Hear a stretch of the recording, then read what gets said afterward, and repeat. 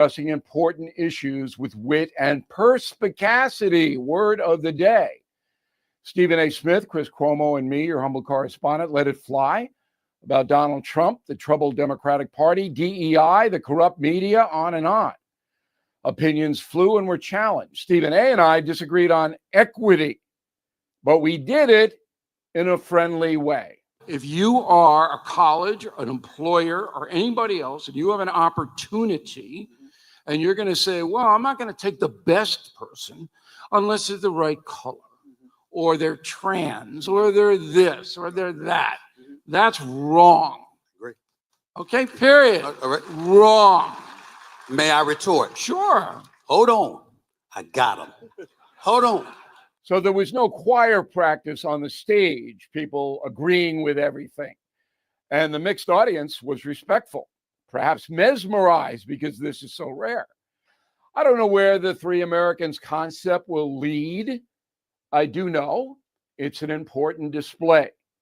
Honest, robust debate laced with panache is very much needed in America.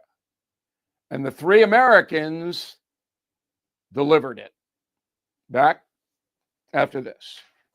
Bill O'Reilly here. If you are stuck in a timeshare you no longer want, my friends at Lone Star Transfer can assist. Over the past 15 years, the family-owned company has helped more than 30,000 owners break free from their timeshares. They'll provide a guaranteed solution to exit your timeshare. So please call Lone Star Transfer 833-594-0079 or visit LoneStarTransfer.com. That is the Morning O'Reilly Update. More analysis later on. From the Michael's Flooring Outlet Weather Center. I'm First Alert Meteorologist Kristen Cornett with your forecast. Mostly clear overnight, winds calm. It'll be chilly. We'll drop to 39 degrees. Partly cloudy on Tuesday, warmer and windy with wind gusts to 30 miles per hour and an afternoon high of 64. Tuesday night, mostly cloudy. We'll drop to 56, and then showers and thunderstorms likely on Wednesday. It's going to be a windy day, and some of those storms could become severe. Wednesday's high 79 degrees. That's your First Alert forecast. I'm meteorologist Kristen Cornett.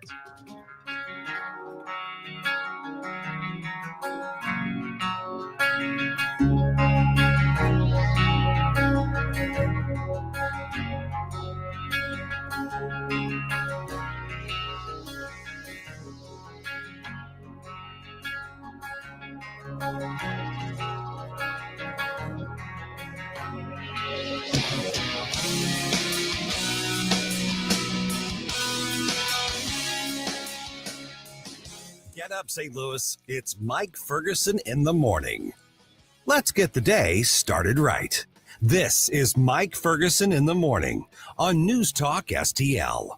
Are you going to be there on April 16th? You're going to come see me and Jerome and Gabe and everybody else from the station and our friends from Americans for Prosperity and get to see in person Glen Jacobs. Of course, Kane, the former world heavyweight wrestling champion and now the mayor of Knox County, Tennessee, and a real freedom fighter.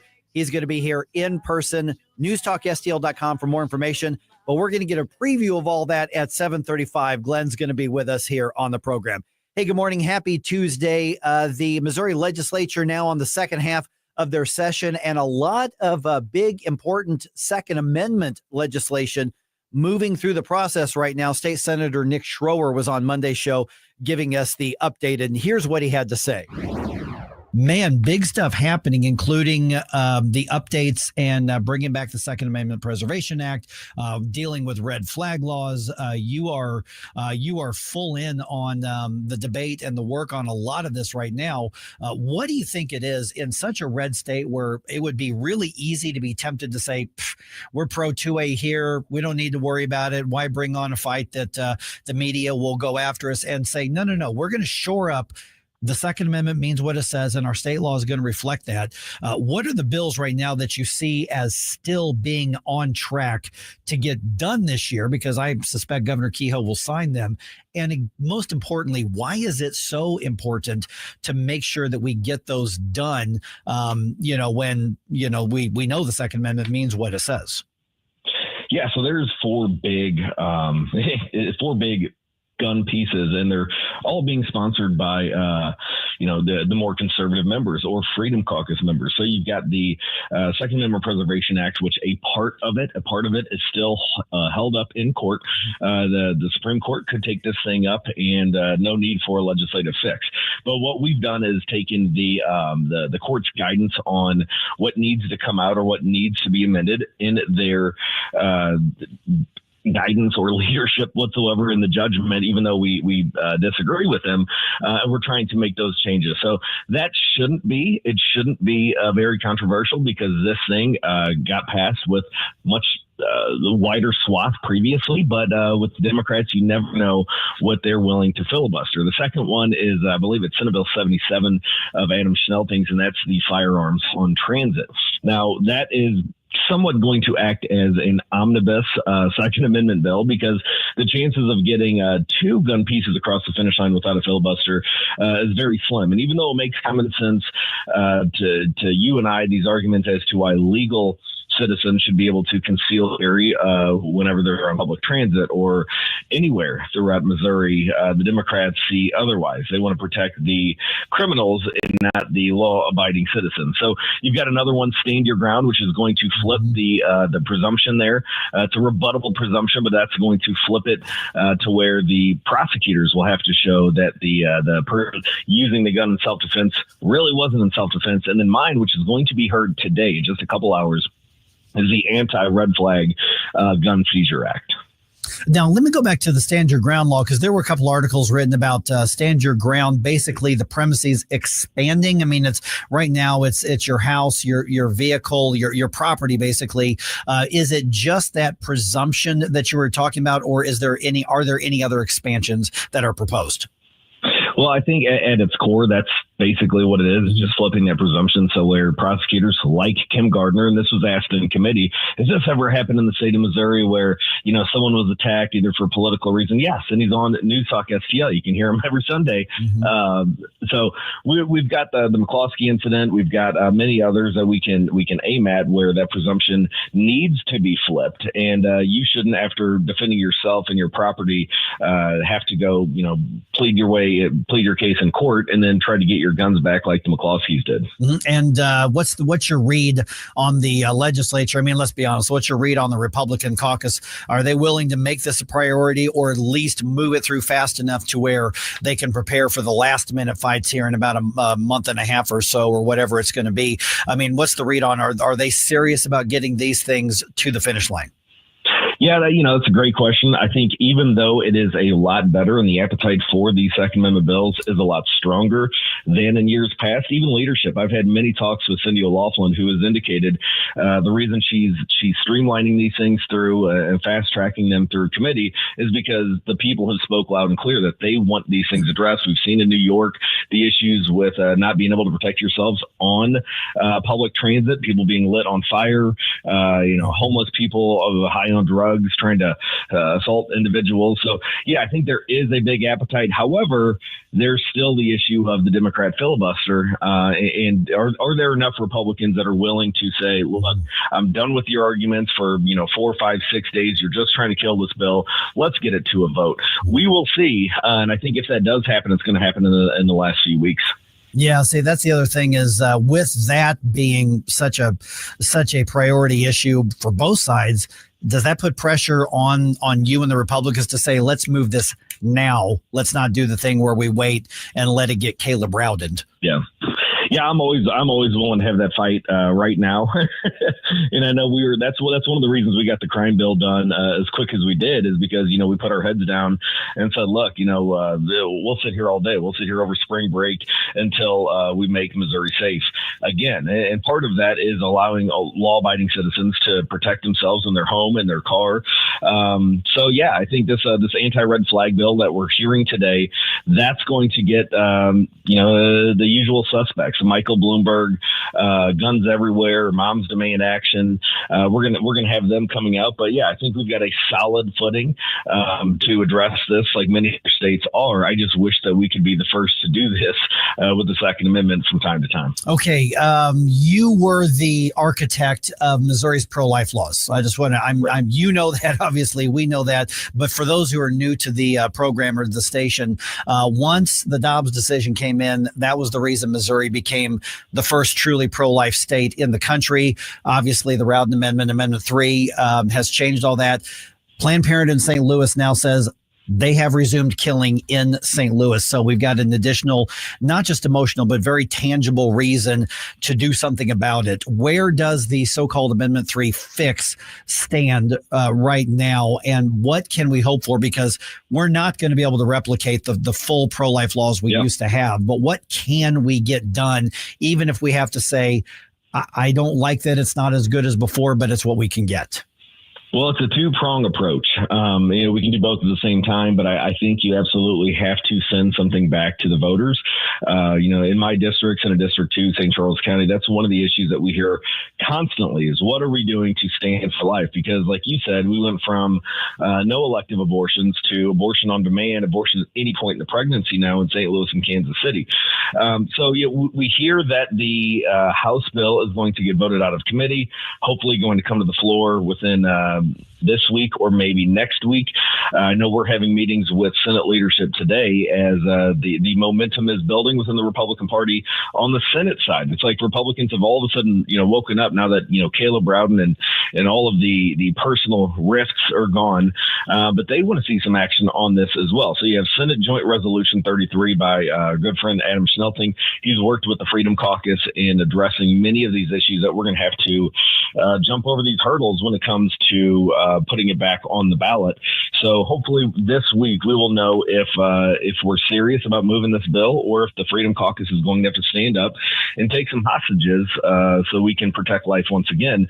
And then you have the statutory fix as well that is moving through the legislature that can be tied on to any bill dealing with life or health care. And that's merely defining a lot of these very broad or undefined terms that were encompassed within Amendment 3, such as reproductive health care, the defining who and what a provider is as of right now. Doesn't have to be a licensed individual who says you can have an abortion in 39 weeks. Yeah.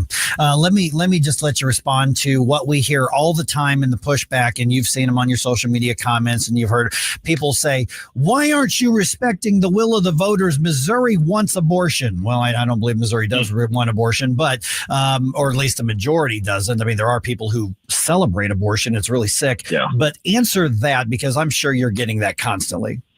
Yeah, it's twofold. I think, number one, the people barely voted this thing across the finish line with $30+ million coming from not only out of state, but outside of America. You had people in other countries trying to fund abortion on demand and change our constitution, and they were lied to. Quite frankly, when you look at the commercials on TV, the trash that I had in my mailbox, they were blatant lies. And the Missouri Ethics Commission says, well, don't really know what we can do. It's their First Amendment right. You got to go do your research. But they were lied about what was in our law, what wasn't in our law, and how far this amendment went. And the second part of this is the people get a vote on this. It's not like Republicans are going to wipe all of this away. This has to go back to the ballot. The people have to vote on this once again, and that's where we respect the people is at the ballot box, and that's why we're going to give them another opportunity without this $30+ million and clarifying exactly what our law did, what it did not do, and how far Amendment 3 has actually gone. All right. Once again, Glen Jacobs is going to be with us at 7:35 on the program today. Hopefully you're going to join us in person to see him and maybe even meet him there. So go to newstalkstl.com to reserve your free tickets for that event. You got to have a ticket to get in, but those tickets are free thanks to our partnership with Americans for Prosperity. So check that out. Get your tickets for that. And then we will talk to Glen at 7:35 right here on 101.9 and 94.1 News Talk STL.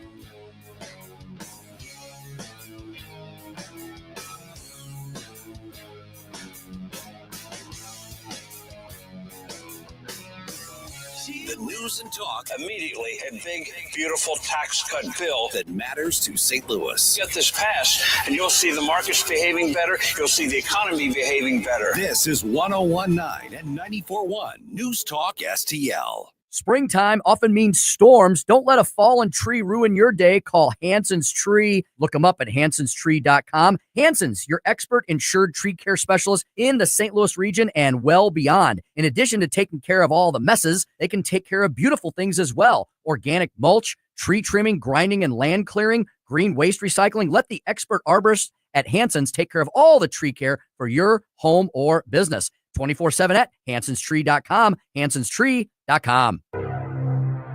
Report cards are a good way to show how well your kids are doing in class and where they might need improvement. We at the Show Me Institute believe schools should get grades too, so parents can see how their child's school compares to others. That's why we came up with the Missouri School Rankings Project.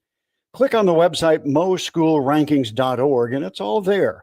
Rankings and letter grades for all the schools in Missouri. The rankings are based on categories such as student performance in English language arts and math, ACT scores, and graduation rates.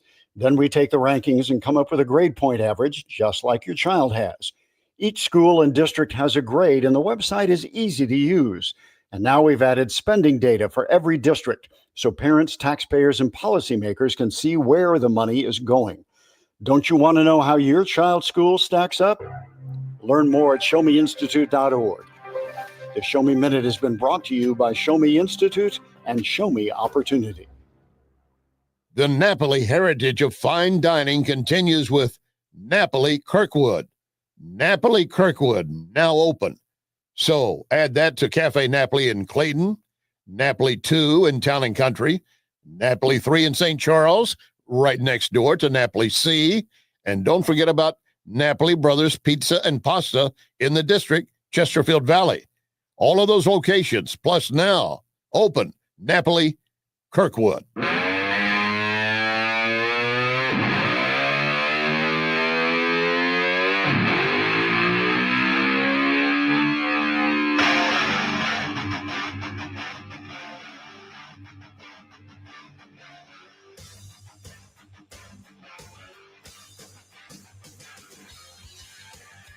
Having your first cup of coffee? Mike's on his third. This is Mike Ferguson in the morning on News Talk STL. All right, we're going to have some fun today. Big day today here. Oh, yeah? Because we got the man on the show around 7:35. The big red mayor himself? The big red mayor himself. The big red machine. That's right.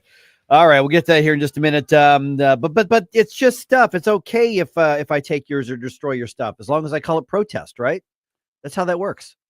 Them's fighting words. No, I know. Okay, hold that thought because, yeah, exactly. As we were just mentioning, the one and only Glen Jacobs. You can see him in person, maybe even meet him in person on April 16th. I almost said October. I don't know what the hell I'm talking about. He's going to be on the program here at 7:35. One of the absolute coolest voices in the freedom movement right now. And he is actually from this area. He is from the News Talk STL listening area. A lot of people don't realize that. Yeah, I never knew that, actually. Yeah. I thought it was from Parts Unknown or something like that. Yeah. He is from Bowling Green. Wow. So right in the heart of News Talk STL 94.1 area as well. I mean, he actually went to school, got his degree. Now it's Truman State University, but back then it was Northeast Missouri State University. He played football and played basketball for him up there. So he knows this area up here. So he's one of us. Nice. Glen Jacobs going to be around 7:35. Okay. I want to go into more depth on this a little bit later on, especially after Gabe gets here in a little bit, but leftists are feeling the backlash to the whole Tesla protest thing. Good. Yeah. I mean, it's one thing where, if you do what they did in South City over the weekend, where you line the streets and you got your signs up, honk if you hate Elon or whatever their signs were. Okay, whatever. I mean, we just roll our eyes and we just think you're dumb. Mm-hmm. We think you're very, very misguided. But you know what? You've got a First Amendment right to be dumb and misguided. And I will defend your right to be dumb and misguided. Absolutely. And to say dumb and misguided things. But now that we've got this social contagion of violence, And by the way, vandalism and property damage is a violent crime. Mm-hmm. But that's what they're trying to argue differently, because there's a pushback now, even from people on the left are going, whoa, whoa, whoa, whoa. The Bill Maher's of the world, people like that. And so they're trying a new tactic because I think they thought this was going to be effective. I don't know what would go through your noggin to think that, other than it really is a way of trying to scare people into not buying a product in order to financially go after your opponent, your enemy, which that may be working for all I know. There has been a bit of a tank in the stock price, and partially due to the fact that you can also, like, there are insurance companies that are refusing to insure Teslas right now, knowing people are going out there. Yeah. So I don't know how, like, to what degree that's happening, but I've seen a few Tesla owners posting pictures with their, like, from their insurance saying, we are not going to renew your policy for the time being. Ooh. Yeah. So that's another thing. And then when the left sees this, again, what they think is, wow, it's working. What a great protest. It's like, no, that's how terrorism works. You terrorize people to get your way. That's not a good thing. That is you, like, affecting the lives of other people that you in theory may not even be actually mad at. It may not be the people that you think they are. Kind of is working then. We got a system that's allowing it to work. Yes. I didn't, honest to God, I did not know that until you just said that. Well, I'm friends with a couple Tesla owners, and so I'm trying to keep up with them because I'm actually, like, not so much in this area, but in other states, I'm sort of worried about what they could be experiencing.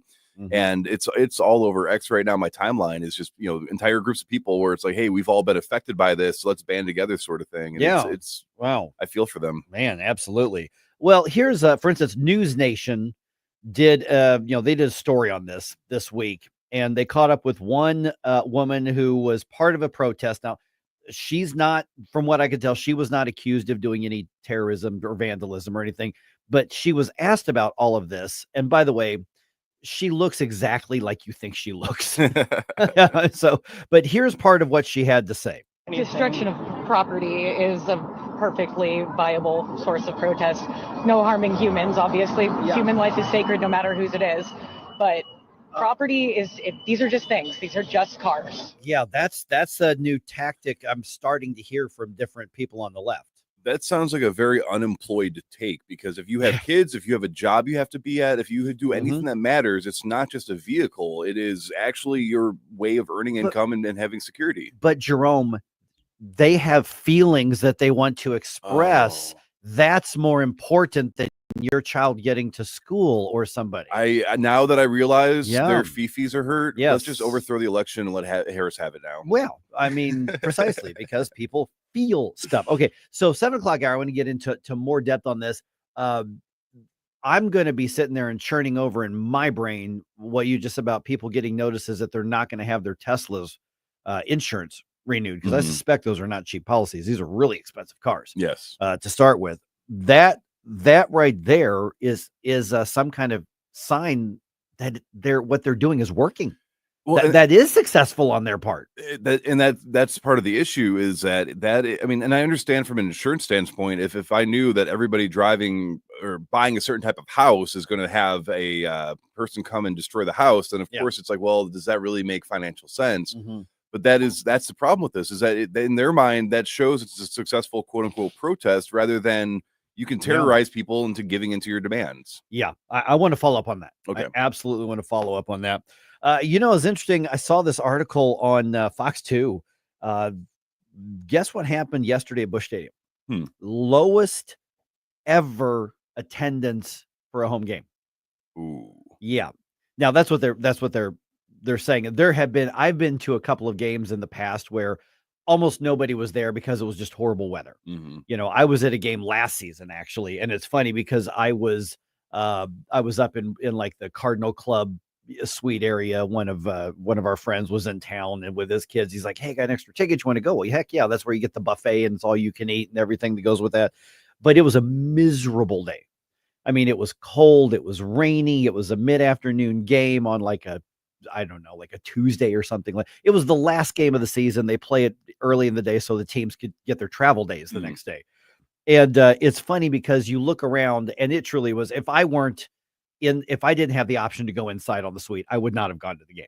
just because the weather was that cold and awful. Oh man. But it was funny because we're sitting in our seats, we're watching the game, and they do the thing where they announce the attendance. And I remember talking about this after the next day on the air, where they do the thing on the scoreboard, like guess today's attendance. And they said there was like 29,000 or 30,000 or something like that. And we're all looking around going, where are they? There are not that many people here at all. But yesterday's game, according to Fox 2, it says some St. Louis Cardinals fans have been surprised to see many empty seats at Busch Stadium during games following Thursday's home opener win. The announced attendance for Monday night's game, 21,206. They say that is the smallest crowd at Busch Stadium, the current Busch Stadium, for a Cardinals game. The previous low was slightly below 30,000 fans for a game last August. It's still more people that went to go see Snow White, though. Yeah, that thing bombed. Because I know there's something with the actor in it, and she, I know, hates America or whatever she does. But yeah, that's and of course the 21,000. And I didn't actually watch the game on TV. I just saw some of the screenshots from some of the media. 21,000 seems like a stretch. Now, this is the opening series, the first series of the year, and the Cardinals were undefeated until last night. They actually lost last night, but we were talking about, are the fans going to be sending a message to the front office? See, it looks like they are. Now, the weather wasn't great, a little chilly last night, but throughout Cardinals history, Cardinals fans show up anyway. That's why they lost. Not enough people out there to cheer them on. You know, they're getting sad. Yeah, but that's it's going to be interesting to see what happens, because I saw a graph that was posted online yesterday. I cannot verify that it's true, but it seemed to make a lot of sense that the different major league sports and where does their revenue come from? Well, some sports, like for instance the NFL, ticket sales are a very important part, but that national TV deal is really where they make their money. Major League Baseball, national TV is not really where they make their money. Ticket sales are where they make their money, and then some local media is where they make their money. So it'd be like FanDuel and ESPN and places like that. And so if baseball attendance is down, that hits MLB and major league teams harder than it would affect like an NFL team. Wow. That's unfortunate. Well, to any Cardinals players that might be out there, I'm still rooting for you. That's right. Regardless of what Mike thinks of you, I think you're going to do great. I'm all about the players. I'm not rooting for the front office, but I'm all about the players. I like a lot of these players. I'm mad at the front office just like everybody else is. But the players, I'm on your side. I got your back. I'll watch you from the sports bar.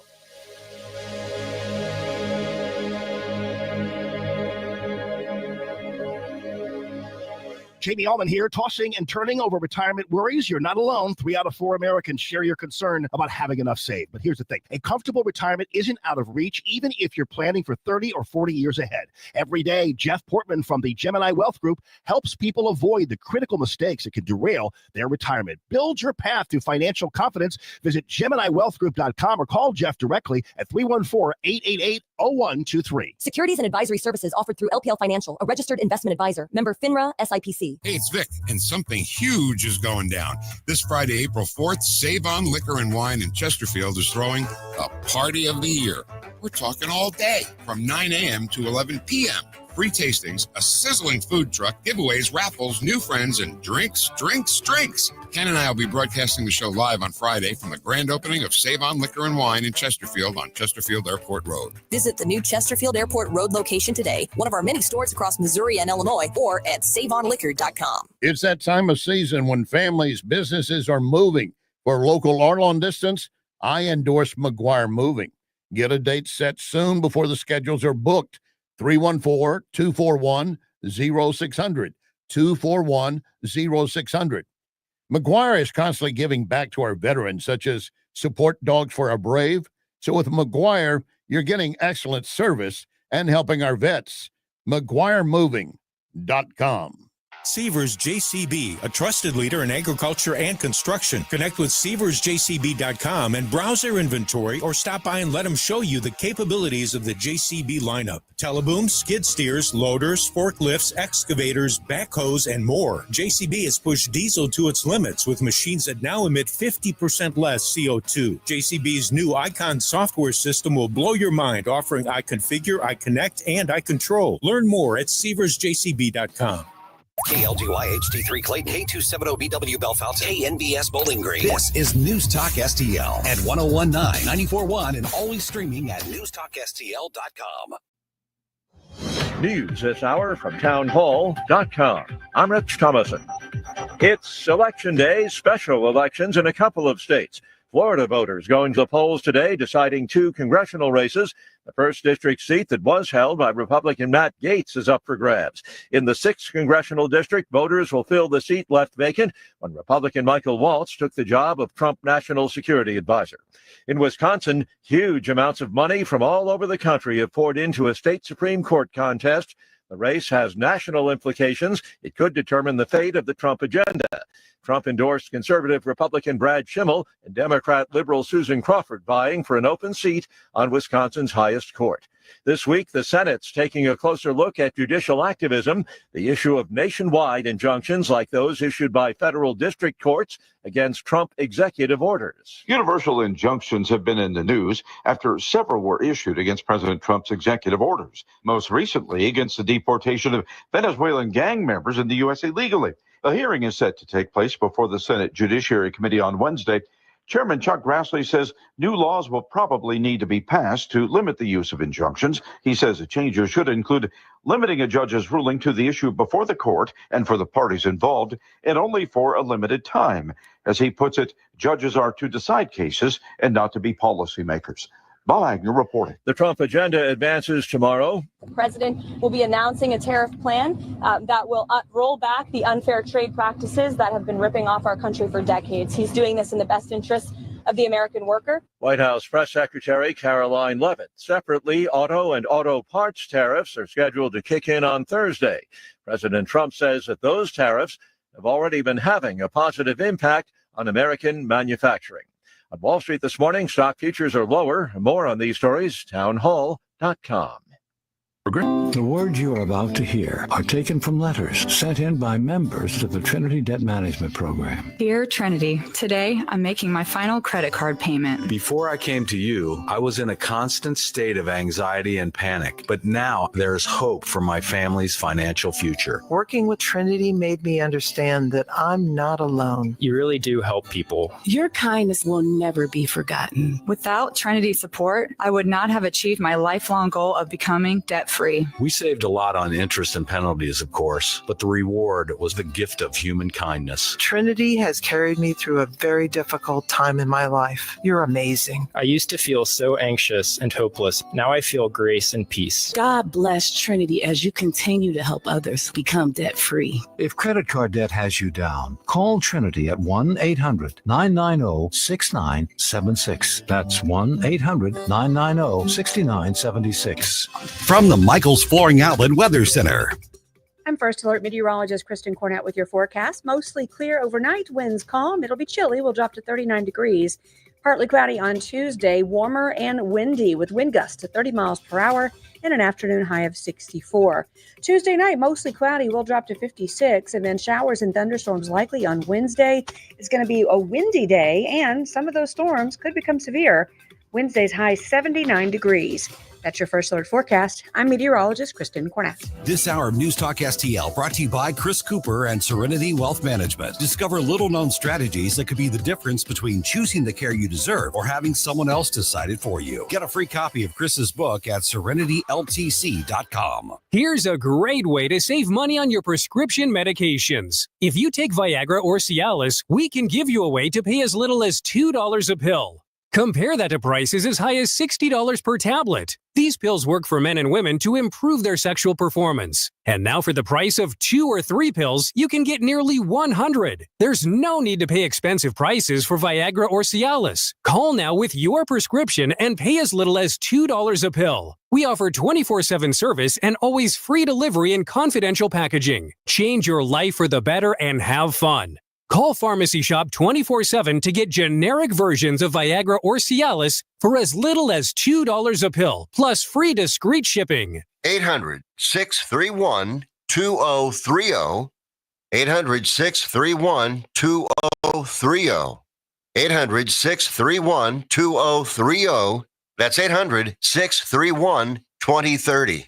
So many ways to listen to News Talk STL. Enable our Alexa skill. Hello. Hey, Alexa. Yes, I'm listening. Play News Talk STL. Welcome to News Talk STL, conservative talk radio for St. Louis. Mike Ferguson. We the people. Gabe Pfeiffer. It's not rocket science. Rocket science. Get up!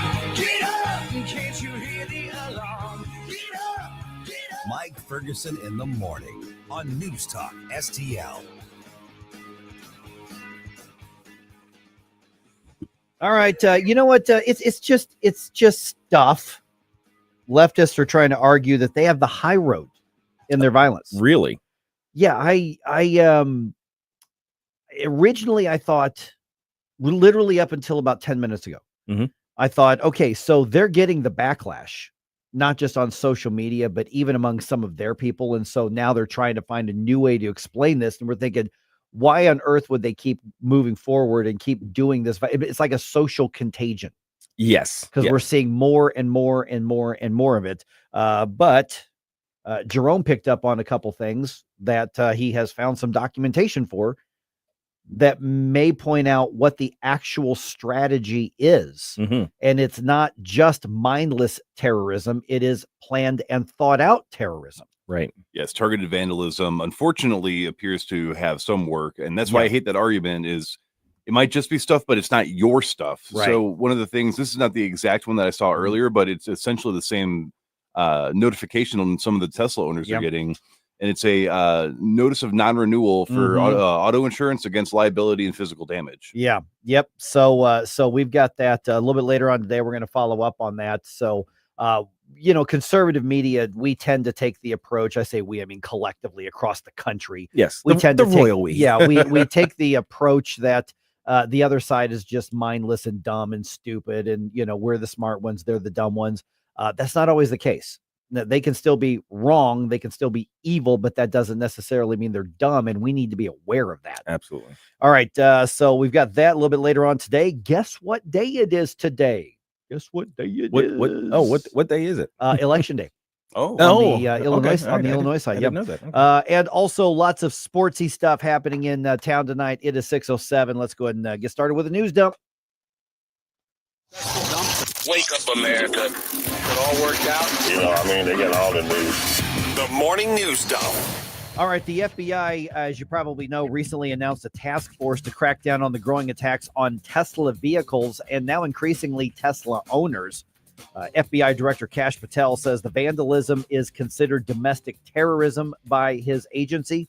Homeland Security Secretary Kristi Noem was on special report with Brett Baer, and she says she agrees. I do see that as an act of domestic terrorism. And we certainly have a president who's willing to use his full authorities to go after people that choose to destroy people and communities and businesses in the way that people have. Okay, so a little bit later on today, let's get into the details of why this is not just mindless leftist violence. They actually, while everybody hates them, including some people on their side, it's showing signs that it might be working, which means we could get more of it. So we'll talk about that just a little bit later on. All right. It is election day on the Illinois side of the News Talk STL area. Polls open. They opened just a few minutes ago, actually, and they close at 7 p.m. Now, voter turnout is expected to be very, very low. So whatever school board race, whatever municipal bond race, whatever city hall race is happening in your particular community, your vote's actually going to have a bigger impact today that it will have in August or November. Missouri's municipal elections are next Tuesday, but early voting is now underway now. So if you want to, for instance, make sure you get your vote for Prop B secured, you can go in and you can do your early voting right now. Just contact your county clerk or the election board, and if you want to find out where you can vote. But you can do your no excuse absentee voting literally as soon as their office hours open up, which depending on the area, it's going to be 8 or 9 o'clock. All right, see here some other things happening in Washington, D.C. Senate Majority Leader John Thune is, and I just clicked on the wrong thing here, so there we go. Senate Majority Leader John Thune delivering remarks on the Senate floor saying that congressional Republicans are making the Trump tax cuts priority uno, number one there. Senator says the tax plans will basically preserving the tax plans must happen. Otherwise, we're all going to get hammered come January. If we don't act to extend this relief, American families will be taking home lower paychecks next year. And along with the president, Senate Republicans are committed to ensuring that we not only extend this relief, but that we make it permanent. Okay, make no mistake about this. The Democrats are opposed to extending the Trump tax cuts. They say this is going to increase the deficit. Is it though? Yeah. If the deficit increases, is it because we kept our taxes where they are and didn't raise them? Or is it because you can't stop spending money like a compulsive lunatic? Yes, that's pretty much how it goes. Yeah, and also the last time I checked, when the tax cuts hit, government revenues went up. Yes. So what are they talking about? Yeah, precisely. The bottom line is they don't want Donald Trump and the Republicans getting credit for something that worked.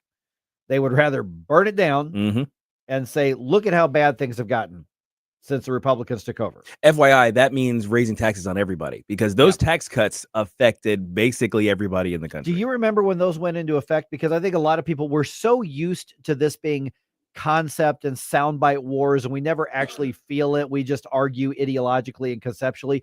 But I remember when those first hit going, wait a minute, where did that money come from? Yes. Well, it came from my paycheck. Absolutely. It was the perfect way of executing a tax cut, because typically what they would do is they would change some of the numbers, the way they worked out, so that when you applied for your tax return, maybe your tax return was higher. But it's harder to evaluate the actual effect of it. You know, it's harder to feel it as an individual, right, when you're just getting, well, I don't know, it was this high last year and the year before that, but then this, and then it doesn't really hit you. No. It doesn't hit your brain.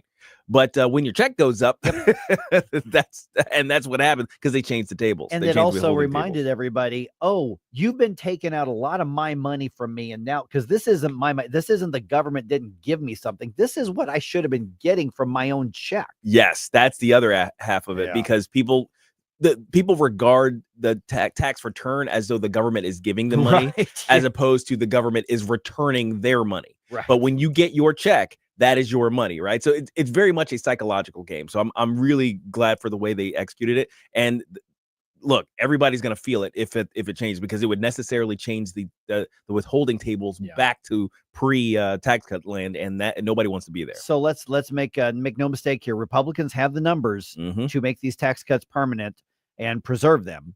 So if it doesn't happen, it's going to be a really hard sell for me to get to agree that the Democrats are at fault. Absolutely. Republicans can do this. Yes. They won the elections. They can do it.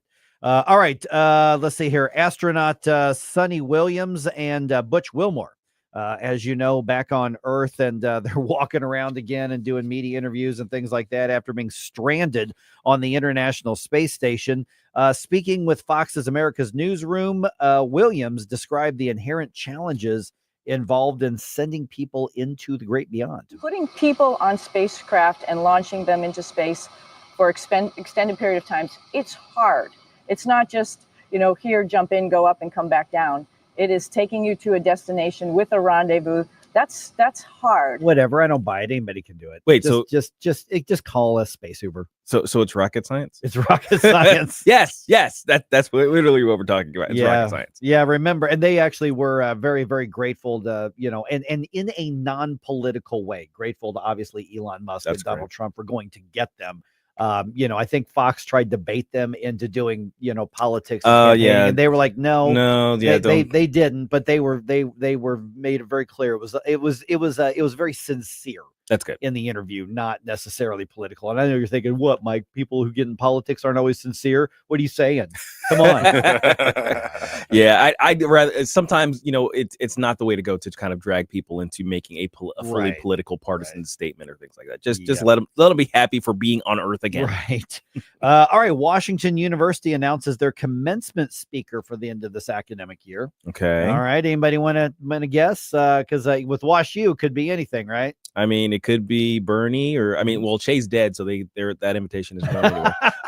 Let's see. It's like, I don't know who you're thinking. All right. Well, I know the answer. I wrote the story. Okay. All right. You got one? It's gonna be Kamala. It is not. Oh, thank goodness. Kamala. Tim Walz. Tip on Tim. That's a good guess, given that it's WashU. I think you guys are about to be pleasantly surprised. Mm-hmm. Simone Biles. Oh, okay, good. Simone Biles, all right. The most successful Olympic gymnast in history, is going to be the speaker at the 2025 graduation, which happens May 12th. Good on WashU for not stepping on another landmine for this. Yeah, I was gonna say like this year they could have went full partisan, crazy, but they went the nonpartisan. I'm glad for them. That's good. So Simone Biles will also at the ceremony be awarded an honorary doctorate. Yes, as well, which is what you do with these things. As one does. As one does. All right. It went to an extra inning, but the Cardinals end up with their first loss of the season. Final score Busch Stadium on Monday was 5-4, with the Angels getting the win. Lars Nootbaar, Brendan Donovan both had home runs. The second game of that series between the Angels and the Cardinals is tonight at 6:45. That is available streaming on FanDuel. And then the Blues back at home tonight. They are hosting the Red Wings at Enterprise. That means the Cardinals and the Blues are going to be playing at the same time right next to each other. And 7 p.m. puck drop for that one. You can also watch that on FanDuel. Don't bring your car to downtown. No, don't do that. don't do it. That. No, precisely. All right. Guess what day it is other than Election Day on the Illinois side? It's Tuesday. It's Tuesday. Yeah, it's April 1st. Oh, it's April 4th. Yeah, it's that day. It's one of those. Yeah, one of those. Yeah, okay. As you can see, we're so excited about it. So excited about it. We actually got a note from management on this. The note from management. We did. That's right. I'll tell you. Okay, Mom. Now, boys, I will tell you about it at 6:20. Mike Ferguson in the morning I just want to say to the men of this country, just shut up and step up. on News Talk STL.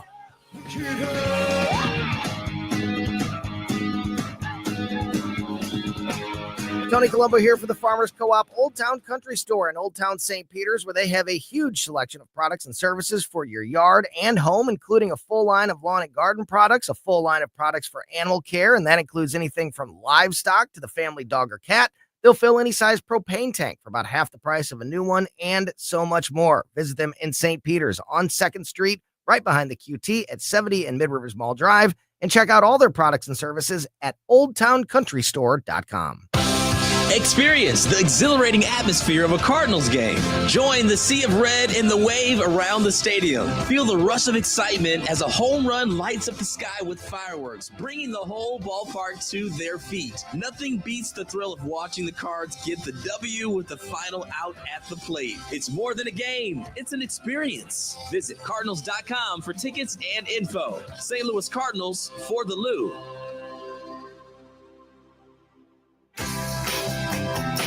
There is no better way to enjoy America's favorite pastime than cheering on the Cardinals with your family at Busch Stadium. From the thrill of watching the game to the kid-friendly activities, food, and fun, the ballpark has it all. Make magical memories as you cheer together for every home run, double play, and Cards win.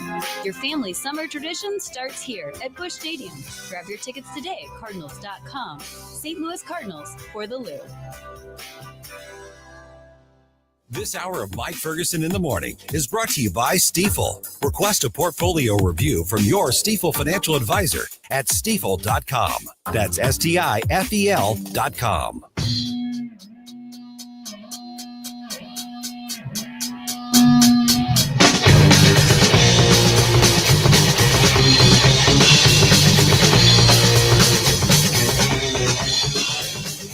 Hi, it's Randy Tobler here. Pour a big cup of coffee and catch my show every Saturday morning from 6 to 9. Right now, it's back to Mike Ferguson in the morning here on News Talk STL. We got a note from corporate. We're not corporate. We're local. Yeah. Tony Colombo right now. I was like, stop saying that. It's like, I am not corporate. No, Dang we it. are about as I'm rock and roll. We are as local as you get right here. Yeah. But we got a note from management, which just kind of cracked me up. By the way, it's 6:19 right now. I'm Mike. We got Gabe Pfeiffer here. Got producer Jerome here. With today being April 1st, there's like, all right, remember everybody. I'll get into that in just a second here. Yeah. By the way, okay, still ahead here. Starve them of the money.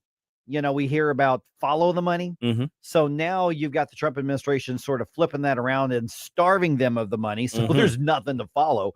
That's getting results from these out of control campuses that have been, fostering violence and anti-Semitism and all sorts of hate. Is the Trump administration's approach a good long-term solution? Because we've been seeing this build for a long time. We're going to talk about that at 6:35. This is interesting stuff here. It was so funny because I see this note from, I'm jokingly saying management, but Tony's one of the managers here. Mhm. And he goes, reminds everybody, hey, it's April Fool's Day, which I knew, but I wasn't even thinking about too much. Yeah. It's never been one of my things. We don't do the stunt things. And he's like reminding everybody, we don't do that. Yeah, exactly. So because that was like a big thing in the 80s and the 90s. Oh, you always had to. It's like, oh, we're going to announce the show's moving to a Right. different time, or everybody's changing their names, or That's some right. the producer switches with the main host, and they're going to run. It's like I've there was thought all about kinds it. of I'm changing my craziness. mind. My pronouns are she, her. Yeah, Start exactly. calling me Michelle, stuff like that. We're now only 99% Soros free. Yeah, exactly. Exactly. Yeah, exactly. Look, 1% Soros. It didn't hurt anybody. So, which I was actually really glad to see that because one, like I said, it's just not my thing. Yeah. Listen, I got nothing against an April Fool's prank. I'll see videos online of there are funny pranks and then there are stupid pranks and then there are mean just and I don't really care for those. Yeah. So I'm also glad because we deal with news, we deal with realities. I mean, we have a lot of fun here too. A matter of fact, I'm going to have some fun with this right now. Okay. But this is the day. Today's that day, April 1st, where you should be skeptical of everything you see on social media. Oh gosh, yes. Yeah, you should be skeptical of anything you hear from politicians and activists. Mhm. You should be skeptical of what you're told by the media, including us. That's not just a warning for April Fool's Day. It's also what you should be doing because it's Tuesday in 2025. Like every day. Yeah, just do that every day. I'd also like to say, watch out for the Onion logo or the Babylon Bee logo. Because these are the days people are going to share that stuff, and I see it every year. People fall for it. So, a reminder: the Onion is satire. Yeah. Yes. Yeah. What was it? The Babylon. It was Seth. What's his face from Babylon B. Mhm. At one point, he was like, "I can't keep up with what's happening with the Biden administration." He's Yes. like, "You're coming up with better material than we are." That's true. Just by doing your stuff. He's here. having a hard time. But feel free to send us your the best April Fool's prank that you've heard of. Oh, or absolutely. April Fool's joke. I'm happy to read those on there. Let's see here. It's also National 1 Cent Day. I don't know if you guys knew that. So penny 1 cent day. Yeah, so penny for your thoughts. Penny. Oh, I didn't know that here. Mhm. Okay, so who was this? Was this I don't know which website this came from. Somebody put together a list of the classic April Fool's Day pranks that different companies put out there. Oh, 'Cause okay. They've done a few. There's been a few out there that were pretty funny. And the weird thing is, so many people they don't realize until later. Oh, it's April Fool's Day. They get really into it. When everything should be like on your radar. You should be on heightened alert right now. Right. Yeah. For instance, in 2019, Tinder, they added added a height verification to their app on April Fool's Day. Okay, that's actually funny. That's pretty funny. That's actually funny. Because that's like I guess again, I'm so glad I'm not in the dating world right now. Gosh. But I guess this is a big war between the sexes over height and things like that. Yes, there's a height battle and a weight battle. I'm just saying. I'm only winning one of those. I don't necessarily disagree with the weight battle. Let's see here. In 2017, Fresh Direct. I think that's the one where you like get the prepared meals. I think. Yeah. I think it's one of those. They hyped up on April Fool's Day pitless avocados. That's not possible. No. Avocados are like 50% pit. Yeah. Also 2017. There was a lot of this in 2017. Somebody decided to put out there as a joke, coffee flavored Coffee Mate. They quoted, they said, the perfect way to transform your everyday cup with a creamy roast coffee taste. So make your coffee taste like coffee. Make your coffee taste like coffee. There you go.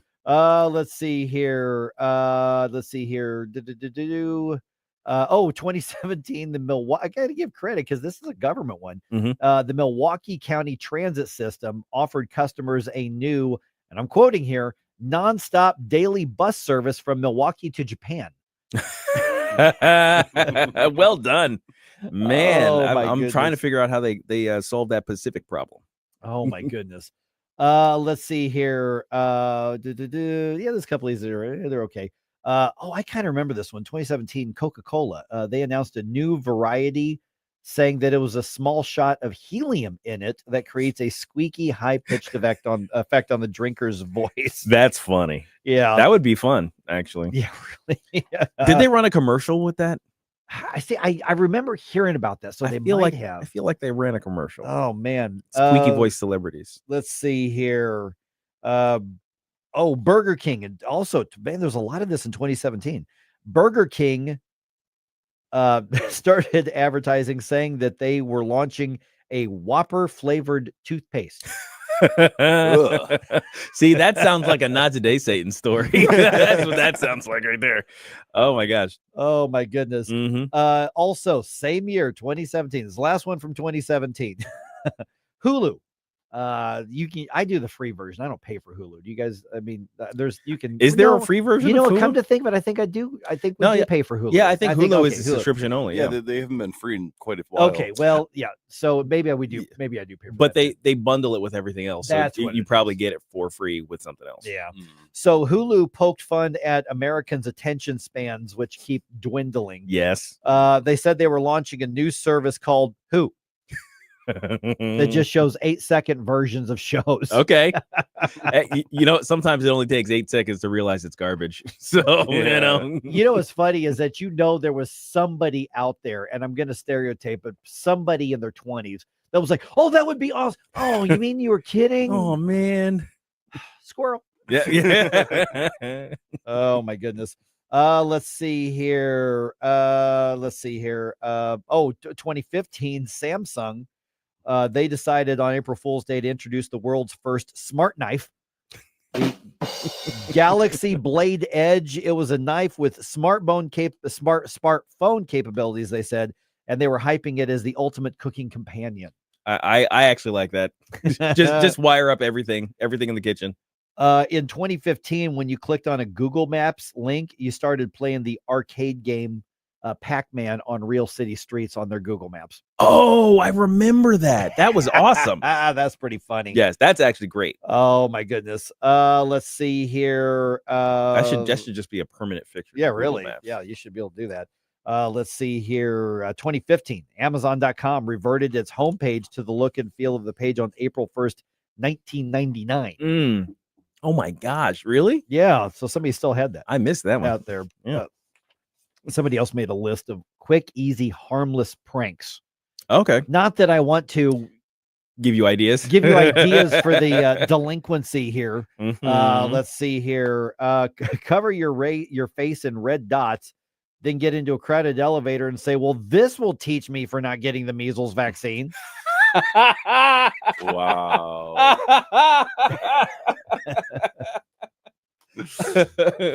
Yes. Watch people go crazy. Yes. Let's see here. God, make your kid bacon for breakfast, and then after they eat it, tell them it was Peppa Pig. Oh, the poor children. No, mommy, no. I'm not sure that one's as harmless as what they're saying. No, you're a scarred child for life. Yeah, here's another one that they say quick, easy, harmless pranks. I'm not buying this is this harmless. Hide grandma's heart pills and then tell her Wheel of Fortune was canceled. Oh, come on. Why are you messing with grandma's don't wheel? Do that. Do not mess with the wheel. Oh my goodness. You know what you're doing? Oh, geez. Put a sign on your unsuspecting neighbor's car that says, please honk at me. Oh, yeah. Basically a bumper sticker. Yeah. Like it's like putting a kick me sign on the That's back right. of somebody. Or another one that says, Kanye's right. Oh, my goodness. Oh, gosh. Go out to your front yard, sprinkle some bones around and a little bit of fur, and then just tell your spouse, honey, the Haitians ate your cat. Oh, snap. Oh, man. Jay Monty says on Rumble here, says 10, 12 years ago, a guy decided to send a resignation as an April Fool's joke. He was already scheduled to be off. Oh, snap. To his shock, when he showed up at work on the second, his key card didn't work. He'd been let go because HR took it seriously. You dummy. That's the worst one. Okay, now here's one I always wanted to try when I had a really big dog. I wanted to get one of those giant gnaw bones, the ones that you can buy at PetSmart or whatever. Yeah. And I wanted to put it in a shoe. Yes. and then let him run around with run around with it in the front yard. Oh, I love that. And then go around like chasing him. Go around asking if anybody's seen your daughter. Oh no! Yeah. Oh no! After they watch you. She was wearing this color shoe. That's right. See, this is why we get the note from management. That says, exactly. You guys are not allowed to do any April Fool stuff. All right. It's terrible. What's not a joke is the Trump administration saying, you know what? We're going to start cutting off the money to you universities that are allowing all this nonsense to happen. Is that a good long-term approach to solve the problems that we're seeing while still allowing the academic freedom on campus? Let's talk about that right around 6:35.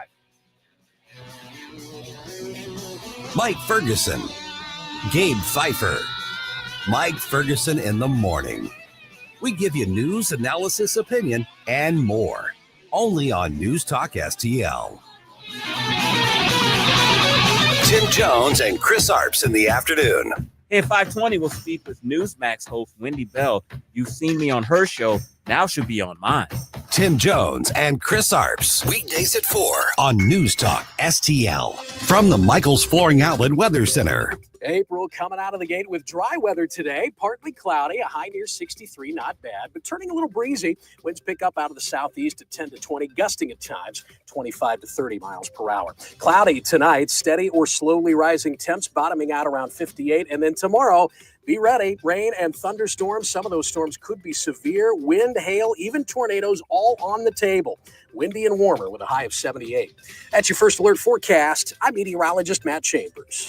When you've been hurt in an accident, you need a law firm that wins. Onder wins. For over 100 years, Onder Law has been winning for St. Louis. With over $5 billion in negotiated settlements and over $300 million in verdicts, Onder wins. Voted best law firm by STL Today 2 years in a row, Onder wins. Whether it's settlements, verdicts, or awards, Onder wins. If you've been hurt in a car accident, trucking accident, or hurt on the job, Onder Law will get you the money you deserve. At Onder Law, winning is what we do. So when the stakes are high, Onder wins. Call us today for a free consultation. We don't get paid unless we win for you. Dial 314 or 6189 million. That's 314 or 6189, then all zeros. Or visit us online at onderwins.com.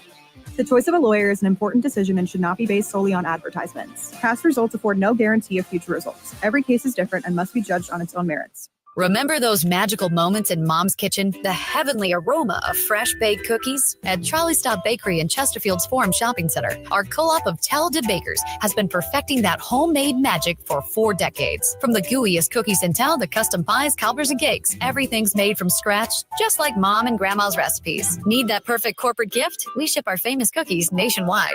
The Trolley Stop Bakery, 67 Forum Shopping Center, or TrolleyStopBakery.com. Because some traditions are too sweet not to share. St. Louis's new choice for conservative talk. Thank you for the opportunity to let me vent here. Live and local. Way to be, guys. 1019 all the way. This is News Talk STL. I am home.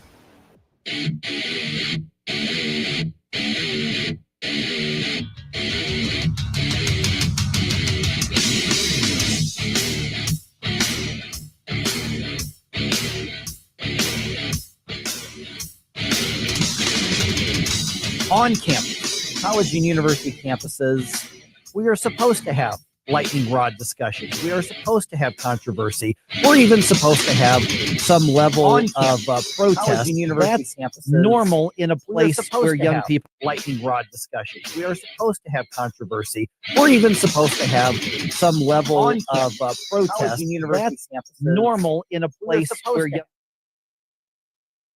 supposed to have controversy. To think and challenge some ideas. But what's happened in the last several years has gone beyond the pale that any civilized society should not be accepting. And that is anti-Semitism, that is violence, that is vandalism, that is all sorts of activities that have nothing to do with an intellectual growth mindset or any sort of disagreements and policies and culture. So we've got a solution that comes from the White House and says, fine, we'll pull the money, and suddenly we get more people willing to behave. Funny how that works. I'm Mike Ferguson. That's what's working right now. Is that the right approach? And what's next to bring universities and college campuses back to where they should be, even if it's to a controversial place that we don't always agree with? I'm now joined by Dr. Zachary Marschall from Campus Reform, where he's the editor-in-chief. And I wanted to set this up, Zach, like that. That doesn't mean that I only want people to agree with me on college and university campuses. We have a long tradition of university campuses entertaining stupid thought and speech and debating it, and sometimes good thought and speech, but a lot of times stupid thought. I want the campuses to have that sort of outlook.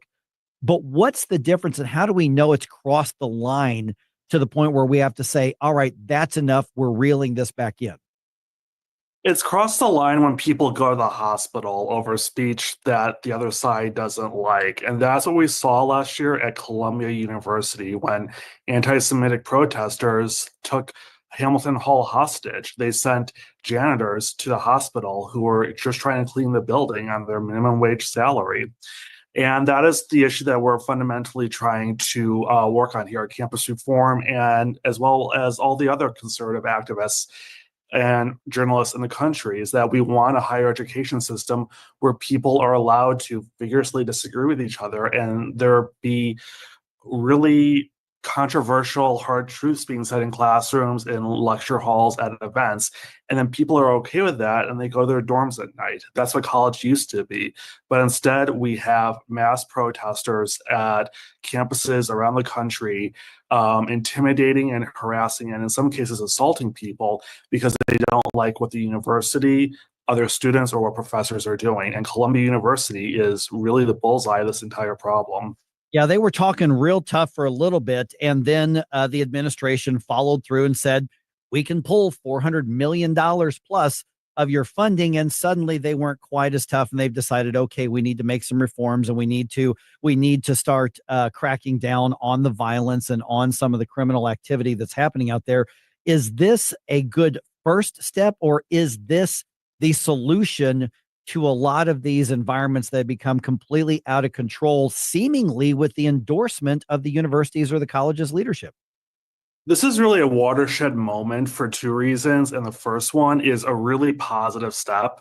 Part of this agreement that Columbia reached with the Trump administration is that they would put their Center for Palestinian Studies and Middle East Studies in academic receivership, which means that provost is now going to take over authority and running of those departments and signing off on the curriculum. This has never happened before, where an administration has gotten a university to do that. And this is really important because we now have a precedent to force other academic departments at other universities that engage in anti-Semitic lectures and curriculum and activism to actually be reformed. So I think we now we are at a starting point to force anti-Semitism and anti-Americanness out of higher ed because of Columbia's capitulation here. But Columbia is also just a disaster of an institution. They spent 12 months using the same failed negotiation and de-escalation policies, trying to negotiate their way with student protesters.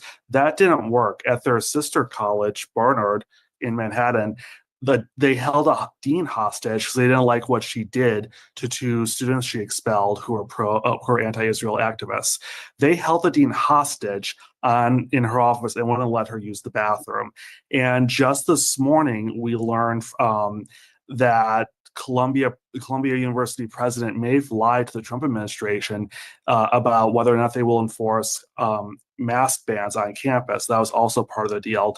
Whether or not they were going to ban protesters from wearing masks. That is now a reflection of how activist and how radical the professors are, that they are kind of forcing the president's hand, apparently, to either go back on her word to the Trump administration or to create two policies, one for the students and one for the public. So we are going in the right direction, but we are also seeing how depraved, disorganized, and unrepentant Columbia University is.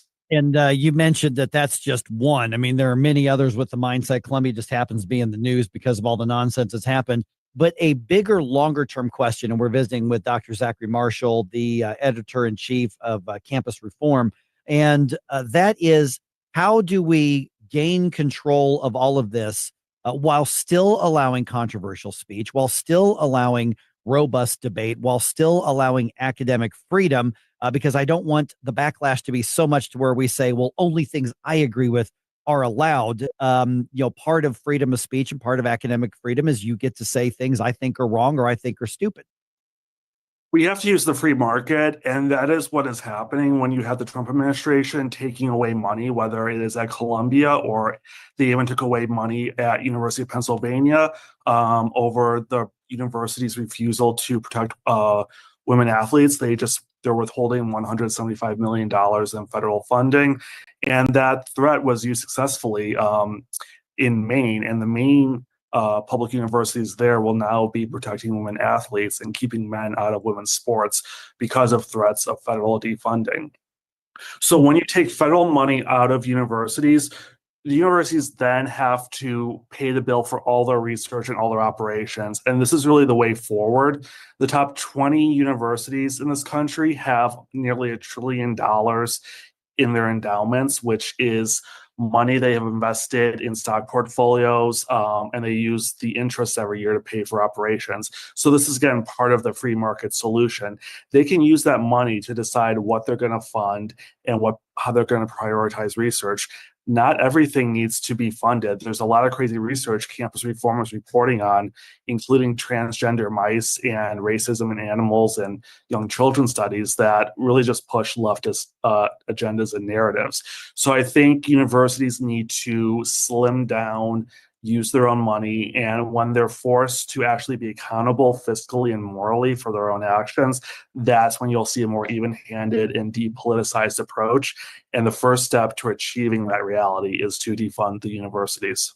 Okay, I've got less than a minute left, but that's kind of a big question. Outside of the politics and the policy and the money, what does this say about the general direction of ethics and morality in academia right now in America? That it's not there is probably the really quick answer for you. We have seen over the last 500 days since October 7th that universities will update their enforcement policies. They will make gestures to protect Jewish students, and they will do the right thing when mega donors pull their funding, when students go elsewhere, and when the Department of Education cuts funding. On their own, these professors and administrators will never do what's morally right. They only respond to money. That is the wicked truth we live with, but it's something we can use to actually correct the moral rot that we see in higher education. All right. And we find your work and your colleagues' work at Campus Reform. How and where?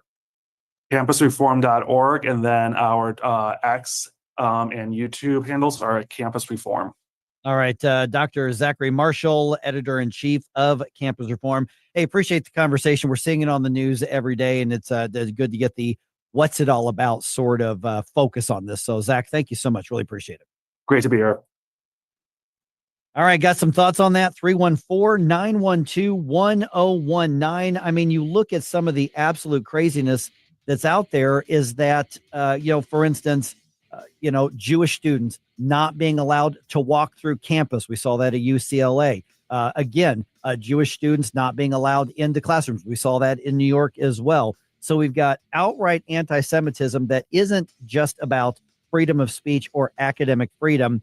Your tax dollars, my tax dollars, have been commandeered by these universities and by these nutcase idiot student activists, basically to take your dollars and promote anti-Semitism, bigotry with that money. They want to do it on their own money, with their own dime, and they want to say stupid things peacefully. They've got the right to free speech like everybody else. But I think Zachary's right, this is how you correct what's clearly becoming a bigger problem than just a nutty professor in a classroom. Got some thoughts on it? Let's talk. 314-912-1019. This is 1019 and 94.1 News Talk STL. Stay away from me. This app is absolutely fantastic. Yes, I listen on my phone. If you have a phone, you have a radio. It is awesome. Download the all-new News Talk STL app and listen anytime, anywhere.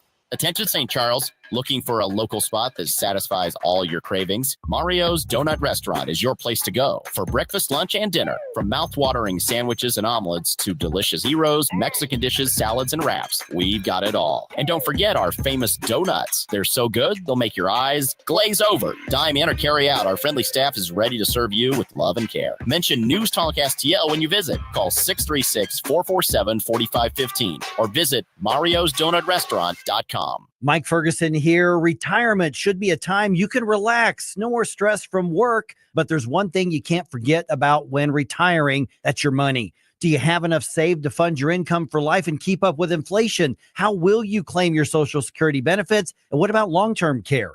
The ClearPath Wealth Management Group at Stifel is here to help answer all of these questions. You can hear their latest views on the markets and investing during On the Money, hosted by Stifel financial advisors Bob Stockdale and Eric Robert, every Saturday morning at 9, right here on News Talk STL. They can help you get organized, guide you through critical retirement decisions, and create an investment portfolio designed around your needs. To schedule your free retirement plan consultation, go to clearpathinvesting.com. That's clearpathinvesting.com. Or call 636-695-2650, 636-695-2650. Stifel Nicholas and Company Incorporated, member SIPC and NYSE. This hour of Mike Ferguson in the Morning is brought to you by Stifel. Request a portfolio review from your Stifel financial advisor at stifel.com. That's STIFEL.com.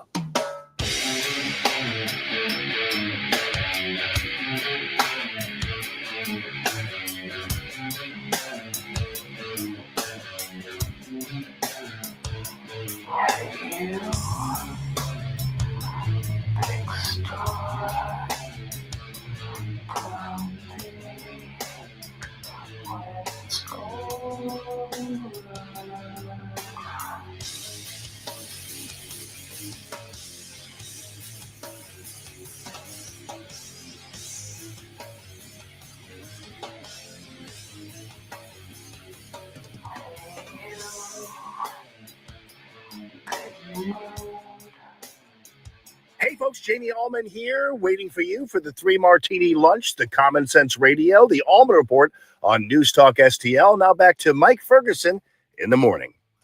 All right. Boy, the deeper we dig into this Tesla thing, because we've got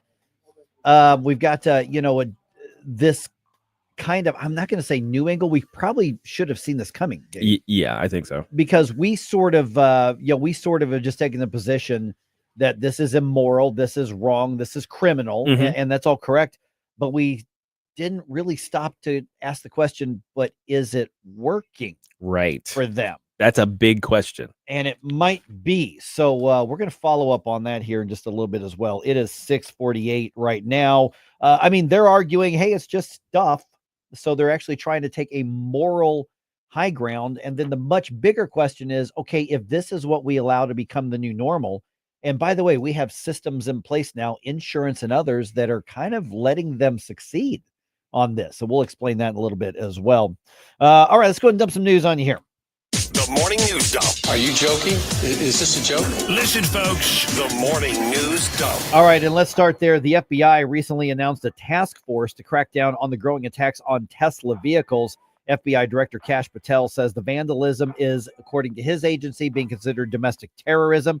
Homeland Security Secretary Kristi Noem was on special report with Brett Baer on Fox, and she's on board with that. I do see that as an act of domestic terrorism. And we certainly have a president who's willing to use his full authorities to go after people that choose to destroy people and communities and businesses in the way that people have. Okay, and so a lot of people are saying, oh, yeah, so if somebody keys, I saw this comment yesterday in one of the local social media stories.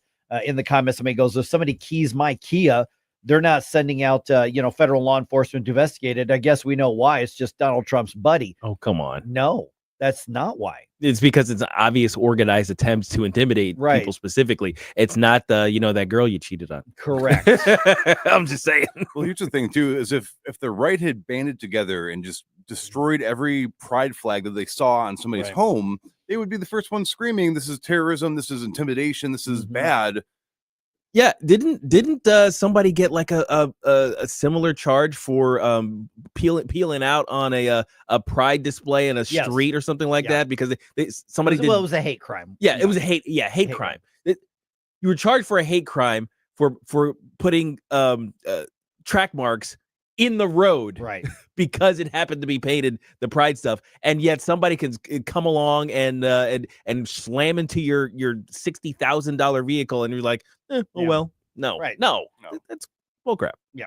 All right. So yeah, there's a lot of ground to cover on this because we have also found other aspects of this where the system itself is actually but it's reacting to the left in a way that some of the leftists are actually kind of winning on this. It's working for them. I mean, it's working for them. And we don't want to accept that, but we'll talk about that in a little bit as well. All right. It is election day on the Illinois side of the News Talk STL area. Polls are open now. They close at 7 p.m. Voter turnout expected to be minuscule today, just by all the predictions. Missouri's municipal elections are next Tuesday, 1 week from today. But early voting, no excuse early voting, is now open. That now, so you can go vote now for your city, Prop B on the county election, probably a lot of school board stuff, all that sort of thing. You can do that now if you want to go in and get your early vote cast. All right. Which you should. Yeah. Get it done. Just make sure you vote there. Senate Majority Leader John Thune delivering remarks on the Senate floor stating that congressional Republicans are soon going to be advancing the Trump tax cuts plan to make them permanent, I should say. The senator says the tax plans, he says, will put money in Americans' pockets. I'm saying it's leaving our own money in our pockets. If we don't act to extend this relief, American families will be taking home lower paychecks next year. And along with the president, Senate Republicans are committed to ensuring that we not only extend this relief, but that we make it permanent. One of my pet peeves in media and politics is that when somebody talks about a tax cut, it's like the idea that the government is giving you something by allowing you to keep what you've rightfully earned. So if you want to, because it's a lot easier for them to debate what government gives you, that advantages the left, as opposed to debating what you're allowed to keep, even though it's the exact same set of money. If the discussion is how much are you allowed to keep, it puts the left and the big government types on defense. It puts them on their heels to say, well, you shouldn't be allowed to keep that much. That's not how they want to frame it, because then you lose on that one. Right. Well, and also because that's reality. That's the actual reality. You earn a certain amount of money you agreed with your employer or whoever, or, through voluntary exchange. And then the government comes in and then takes a portion. Right. That's how it actually works. That's the actual construction of it. So when we're talking about government taxation, it has to be in that framework. Otherwise, you're being dishonest. Yeah. It's like, well, look at this giveaway. I mean, yeah, the government's giving the away government's- money. Government's giving you something by not taxing you as much. What are you talking about? That's not how it works, No, buddy. that's It's not not what the that government's is. money. Government makes no money. Right. All right. The TikTok extension is about to expire. You remember that? Oh yeah, that's right. Yeah. TikTok's got a reprieve. Yeah, that's right. Unless the parent company ByteDance sells it to an American company, speaking to the press at the White House, President Donald Trump still thinks a deal could be made. Which I can extend if I want, but we have a lot of enthusiasm for TikTok for buying it. And remember, the president did not enforce that original ban at the start of his term, and he actually has acknowledged that what happened on that app helped him win in 2024. So he's not as fired up about getting rid of TikTok as he used to be, because he figured out how to use it to win. So it's not as bad in his eyes now. Yeah. Oh my gosh. By the way, ByteDance also owns Temu. Oh, I didn't know that. Yeah. Don't put that on your phone. Yeah. Well, because Temu, you're not going to get great stuff. Also, Yeah, I mean, that. I guess you could, but I don't know. I mean, you can get good stuff at any conduit website, but I did not know that. But yeah, I don't have Temu on my phone. They found levels of heavy metals and other sort of toxins in the products from Temu that are like actually causing people to get sick in Australia. Oh, So the bad heavy metal. the bad, not the good, Yeah, not the not- heavy not- metal. not- no. Yeah, so stay away from Temu, and I would also argue stay away from TikTok if you like privacy and your personal information not being in the hands of CCP. Don't put that on your phone. Yeah, and then if it's on your phone, delete it and then go get a new phone. Yeah, absolutely. Same. All right, astronauts Sonny Williams and Butch Wilmore back on Earth, and now they're doing media interviews. They were on America's Newsroom on Fox. Williams describes the inherent challenges involved in sending people to outer space. Putting people on spacecraft and launching them into space for extended period of times, it's hard. It's not just, here, jump in, go up, and come back down. It is taking you to a destination with a rendezvous. That's hard. Now, remember, they were only supposed to be on the International Space Station for, 8 days, I think it was. But then a problem with the Boeing Starliner capsule that they arrived on kept them there for 9 months until Elon Musk and SpaceX were able to go get them. Whereas NASA just said, okay, Elon, if you can do it, you do it, because we can't do it. Yeah. Well, NASA has zero human transport capabilities right now. All of it is private sector. They used to have a space shuttle, right? Then they retired that, yeah, and now they have nothing. So they're relying entirely on the private sector to move people and satellites and whatnot here and there. Yeah, and I loved watching the space shuttle like everybody else when I was a kid. Oh yeah, it was great. But here's the thing: is if the private sector can do it and do it better and more efficiently, and they're the ones who take the risk, what's wrong with that? Yeah, that's actually the best case scenario. Right. Yeah. So there's nothing wrong with that at all. By the way, the astronauts, of course, people are asking them about, and Fox was asking about, Donald Trump and Elon Musk, and they were expressed a lot of gratitude for getting him down, obviously. But I thought Fox was kind of trying to bait them into like gushing over them and making it kind of a political thing. And they didn't do that. They were just like, we were up there, we're down here now. We really appreciate that they took such an interest. And I thought they gave some really good answers on that. All right. Washington University here in town announces the commencement speaker for this academic year. And they actually decided to stay away from the hot button crazy leftist. I don't know what her politics are, but Simone Biles, the most successful Olympic gymnast in history, is going to speak at the 2025 graduation, which is May 12th. I think, if you're not going to go the academic or policymaker or that sort of thing, if you're going to go with the neutral figures, yes, and you're going to do the sports thing, I think this is a good choice. She's going to speak on May 12th. She's also going to be awarded an honorary doctorate because that WashU's like, ooh, don't touch the hot pan again. Let's wait. Let's not delve into that because they've got a history of doing some stupid stuff. Still recovering from the previous burn. Yeah, remember they brought in Fauci one time. Yeah.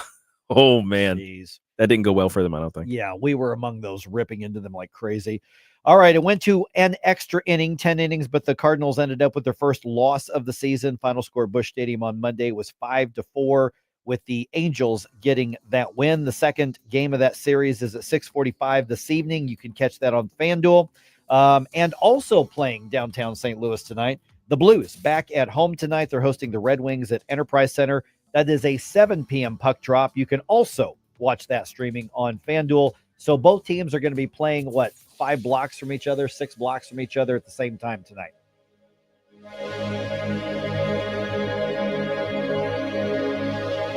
Life's legal challenges deserve experienced representation. For over 15 years, Cole Combs Attorney at Law has been serving St. Charles and surrounding counties with comprehensive legal expertise. From tax preparation and estate planning to family law and criminal defense, Cole delivers personalized solutions for your unique situation. You have traffic tickets, need a business formation, real estate matters, one call will handle it all. Cole O. Combs Attorney at Law. Call 636-949-0010 extension 3 today or visit colecombs-law.com.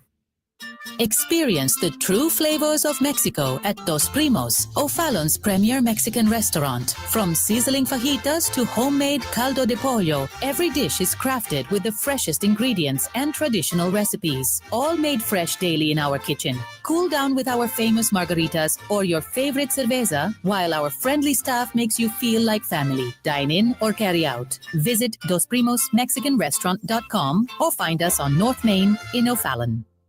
Metro Shooting Supplies is a gun enthusiast ultimate destination.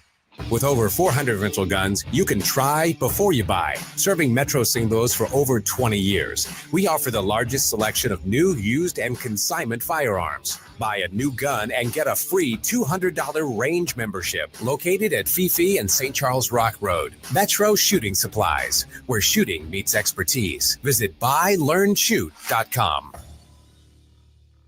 News, analysis, opinion. Hopefully she will be our last Secretary of Education, Linda McMahon. Nobody in America wants the destruction of public education. This is empowering parents, teachers. You can do a fraction of the money. The dollars will go farther because we're cutting out the bureaucracy. We're going to take care of our teachers. Returning education very simply back to the states. 101.9 and 94.1. St. Louis is number one for conservative talk. News Talk STL.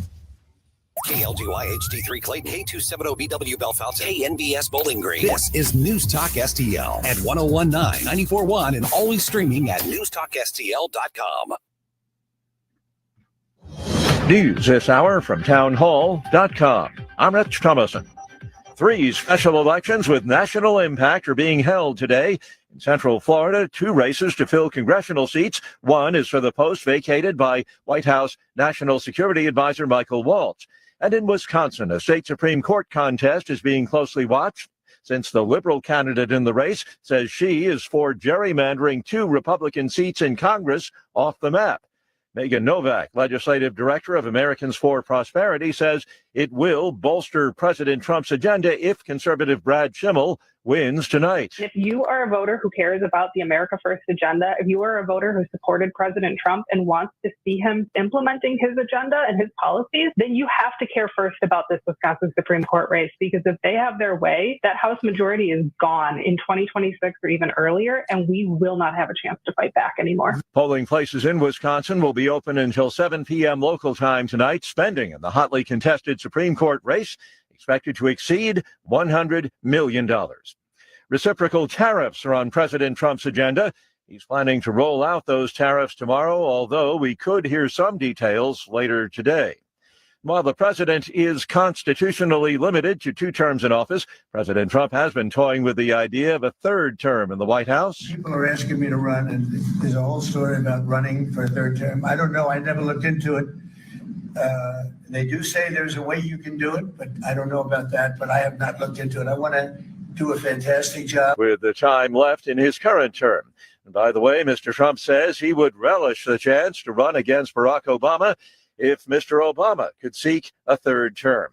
On Wall Street this morning, stock futures have been in the red. The Dow futures are down 242 points. NASDAQ futures off 83. More on these stories at townhall.com.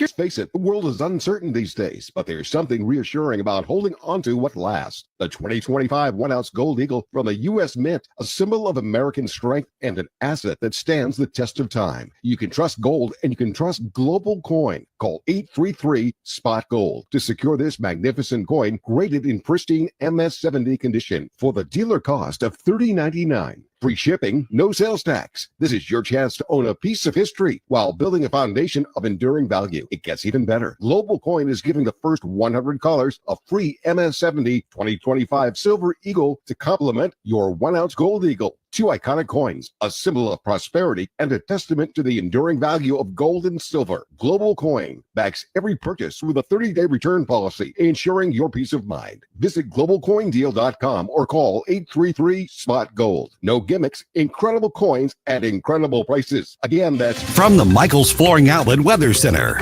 April coming out of the gate with dry weather today, partly cloudy, a high near 63, not bad, but turning a little breezy. Winds pick up out of the southeast at 10 to 20, gusting at times 25 to 30 miles per hour. Cloudy tonight, steady or slowly rising temps, bottoming out around 58, and then tomorrow, be ready. Rain and thunderstorms. Some of those storms could be severe. Wind, hail, even tornadoes, all on the table. Windy and warmer with a high of 78. That's your first alert forecast. I'm meteorologist Matt Chambers. This hour of News Talk STL is brought to you by Rodney and Jen Wallner and the entire Wallner home selling team at Berkshire Hathaway. Call them today at 314-810-SOLD. 314-810-SOLD. Hey, firearms enthusiast, looking for a family and veteran-owned shop with a wide selection of products and services? Head to DG Firearms, 115 Business Highway 61 North in Bowling Green. DG Firearms has been your one-stop shop for custom ARs, Cerakoting, laser engraving, gunsmithing, suppressors, ammo, and reloading supplies. DG Firearms, 115 Business Highway 61 North in Bowling Green, and online at dgfirearmsllc.com. Are you tired of taxes? Then prepare for a knockout evening. Americans for Prosperity and News Talk STL proudly present Torch the Tax, an evening with Mayor Glen Kane Jacobs. The WWE superstar who became mayor of Knox County, Tennessee, is coming to the St. Charles Funny Bone Wednesday, April 16th. Don't miss this unique opportunity to hear from a champion who's now out of the ring and fighting for taxpayers. Get your free tickets now at afpmissouri.com. That's afpmissouri.com. Mike Ferguson. You play ball like a girl! Gabe Pfeiffer. I triple dog dare you! Get up! Get up! Can't you hear the alarm? Get up, St. Louis. So it's time to get out of bed. Pour yourself the greatest cup of Kofifi the world has ever seen. Rise up with one voice. Drain the swamp and take back our country. Today's the day we're going to do it, and it's time to do it right now, believe me. Mike Ferguson in the morning on News Talk STL. Get up! Get up! This is your cousin. All right. You're not going to like the fact that I'm even asking this question here. Is the left's current terrorism working? That's a deep question. Because I think almost all conservative media is basically sitting back going, what are you thinking? You don't win people over to your side by this. You got nothing to gain by damaging or crashing into Teslas or going, but now we're finding out, wait a minute, is this kind of working to their advantage? Yeah. And so we'll get into that in just a minute. Are we allowing it to work? Maybe that's a better question. We deserve what we tolerate to some degree. And so we'll get into all that here in just a minute. It is 7:06 right now. Gabe's here and Jerome's here. My name's Mike. We've got this fantastic event coming up on April 16th, Wednesday, April 16th. There are still tickets available. I checked on that. But you want to reserve yours like today. Go to newstalkstl.com. Look for the picture of Glen Jacobs. Now, for you wrestling fans out there, that's Kane, except he's wearing a suit and he's looking prim and proper because he is an elected official. He's the mayor of Knox County, Tennessee, which includes Knoxville, Tennessee, which is a very, obviously a big area. But Glen Jacobs, freedom fighter. He is one of the leading voices of the freedom movement now. This is going to be a lot of fun. April 16th, we're going to be at the Funny Bone in St. Charles. I want to see you there. So let's have a good time. By the way, Glen's going to be with us at 7:35, 1/2 hour from right now. Definitely. Oh, yeah. Oh, so Jerome's excited. so excited on Yes. this. Exactly. I am too. It's going to be a lot Same. of fun. All right, 7:07 right now. Okay, so on one hand, I think that we may have been lulled into a sense of superiority. Sure. Does that make sense? Yeah. That, you got the leftists doing their violence and their vandalism and their, some legitimate protest and then a whole bunch of illegitimate stuff. And we're like, well, we're better than they are. We're right, they're wrong, which is all true. And then we think, keep doing it, man. You should be arrested, prosecuted, which is true. Mm-hmm. Nobody's going to be won over to your side. Probably true. Yeah. But other deranged people can be won over into taking part in the violence. Oh yeah. Because everybody now knows from all these videos that these things are loaded with cameras, and now we're getting more of these violent vandalism and now violence towards people driving. Yeah. Oh yes. Yeah. Like that story that Jerome brought to us the other day about the poor old lady got cornered on the highway and punched for the crime of driving a Tesla. And I found out that she wasn't actually the only one that day too. There were Right. 2 actual separate instances of people being physically harmed for driving a vehicle. That's Right. crazy. And you may say, well, this is just the left unraveling and everybody's going to hate them. And we don't want people hurt, but hey, there's nothing to gain on their side, but they might actually be getting some victories on this through the domestic terrorism. They're gaining something. Here's the high road that they think they're taking. So News Nation did a story on this over the last couple of days, and they're talking to one of the protesters, and she looks exactly like you think she looks, just to let you know. But here's a clip of what she said. Destruction of property is a perfectly viable source of protest.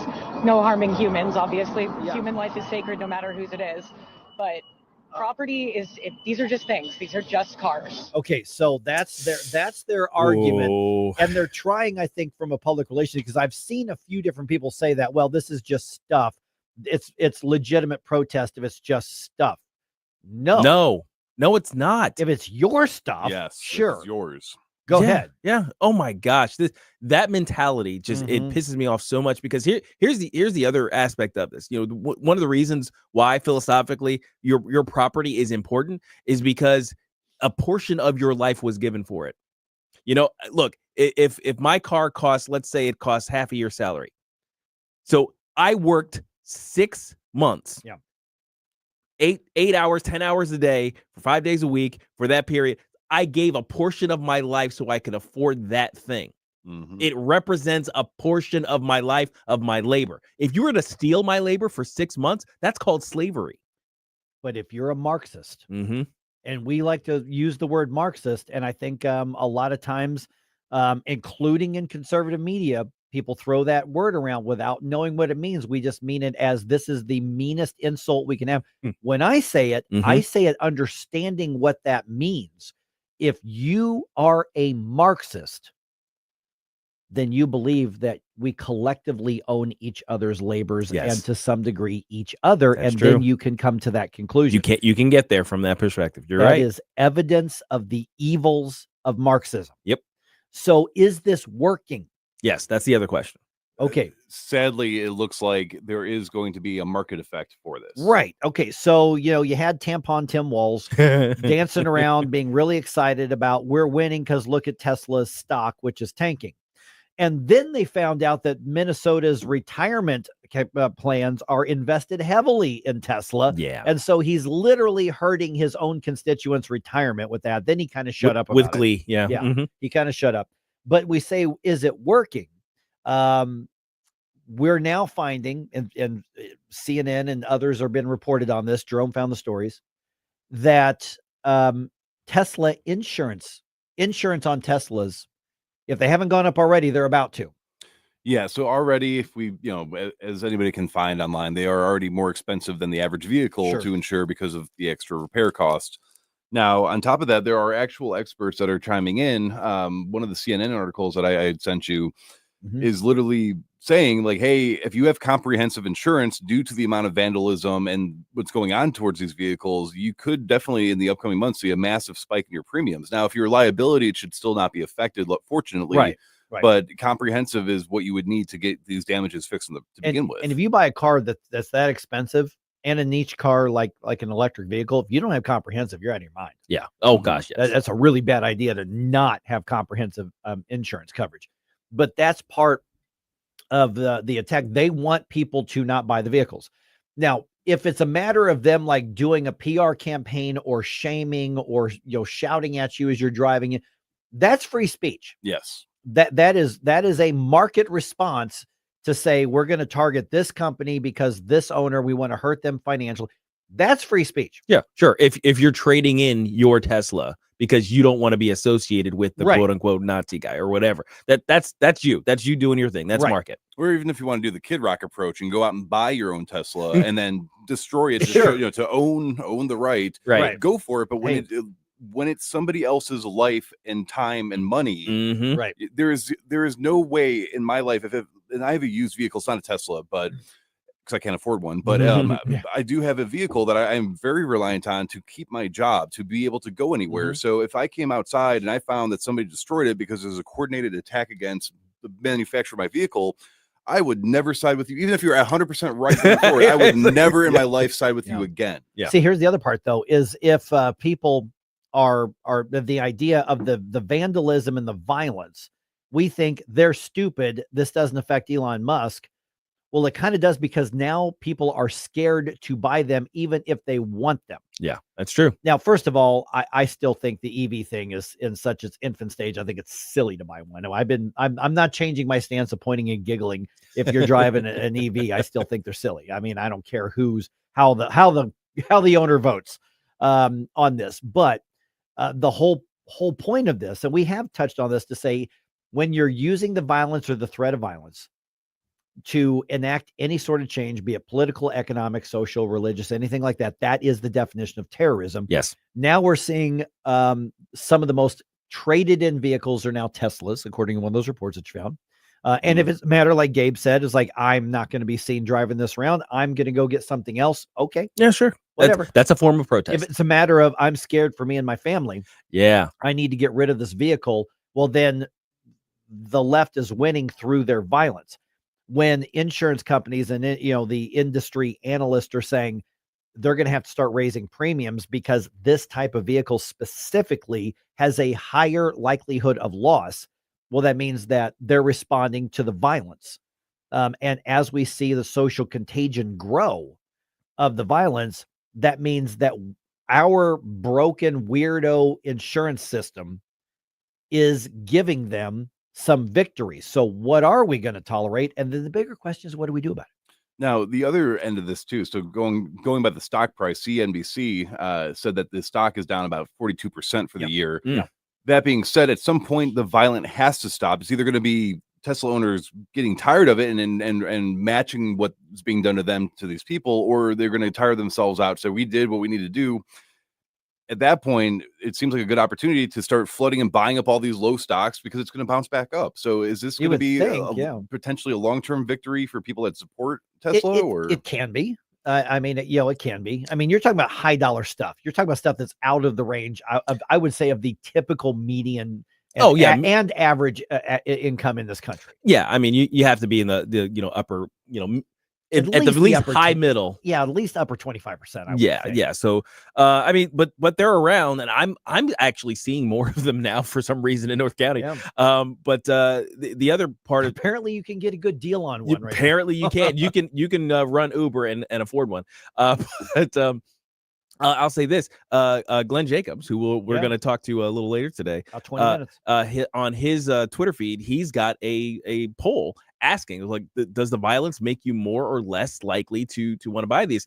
And his audience, the people who follow him, are 49% more likely to consider a Tesla. I think they're looking for a fight. I think they are too. And that's the thing is, until all of this happened, people on the right weren't excited about Teslas. Oh no, it was kind of a leftist vehicle. Right. It really kind of was. Without a doubt.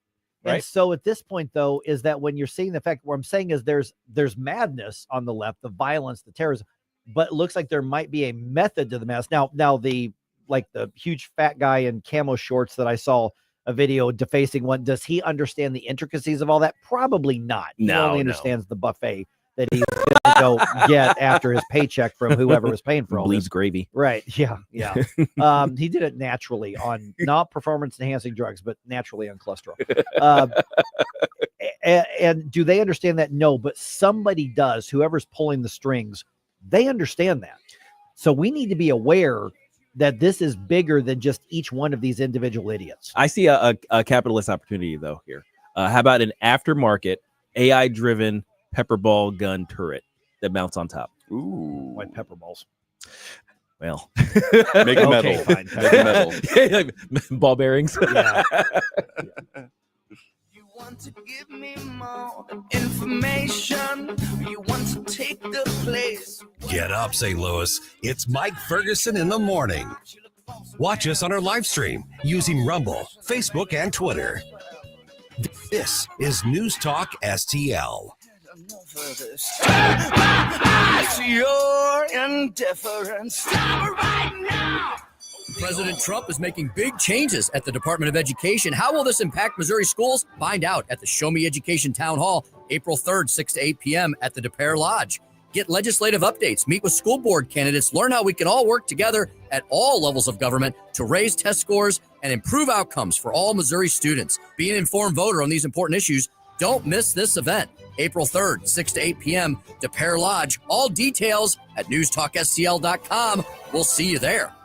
We've been here 30 years, 30 Christmases in this house, and we have the traditions that most families have. That's Terry talking about her experience with Rhino Shield ceramic coating. We did Rhino Shield 14 years ago, and the house still looks the same as the first day. Rhino Shield really worked with me to help me get just the right, nice, soft yellow, and it's 14 years later, and it's the same color. The main reason Terry called Rhino Shield is because it's backed by its 25-year transferable warranty. Just sounded wonderful that we could have the house coated with Rhino Shield and not have to worry about it again for 25 years. Take it from Terry. Give Rhino Shield a call now for a free evaluation. 877-25-RHINO. 877-25-RHINO. Or visit 877-25rhino.com. There have been neighbors that have come by and said, "Did you just have your house painted?" Because they wanted to know who the contractor was. And I said, "No, it's actually Rhino Shield." 877-25rhino.com.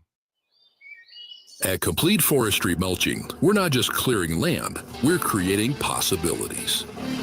Brian Akers, owner and longtime supporter of News Talk STL, and our team helps property owners reclaim their land by eliminating invasive species and unwanted brush. Whether you're creating hunting paths, expandable usable space, or establishing clear property lines, we'll transform challenging terrain into pristine landscapes. Our state-of-the-art equipment doesn't just clear, it creates a protective layer of natural mulch, preventing erosion and keeping your soil healthy for years to come. Take control of your property today and save $500 on a full day of forestry mulching services. But hurry, this offer won't last long. Call Complete Forestry Mulching at 314-805-9902, 314-805-9902, or find us on Facebook. Complete Forestry Mulching. Together, let's clear the path to your property's future. This is 101.9 and 94.1. I have to tell you, if this is how they're going to behave, I'm rethinking my position. News Talk STL.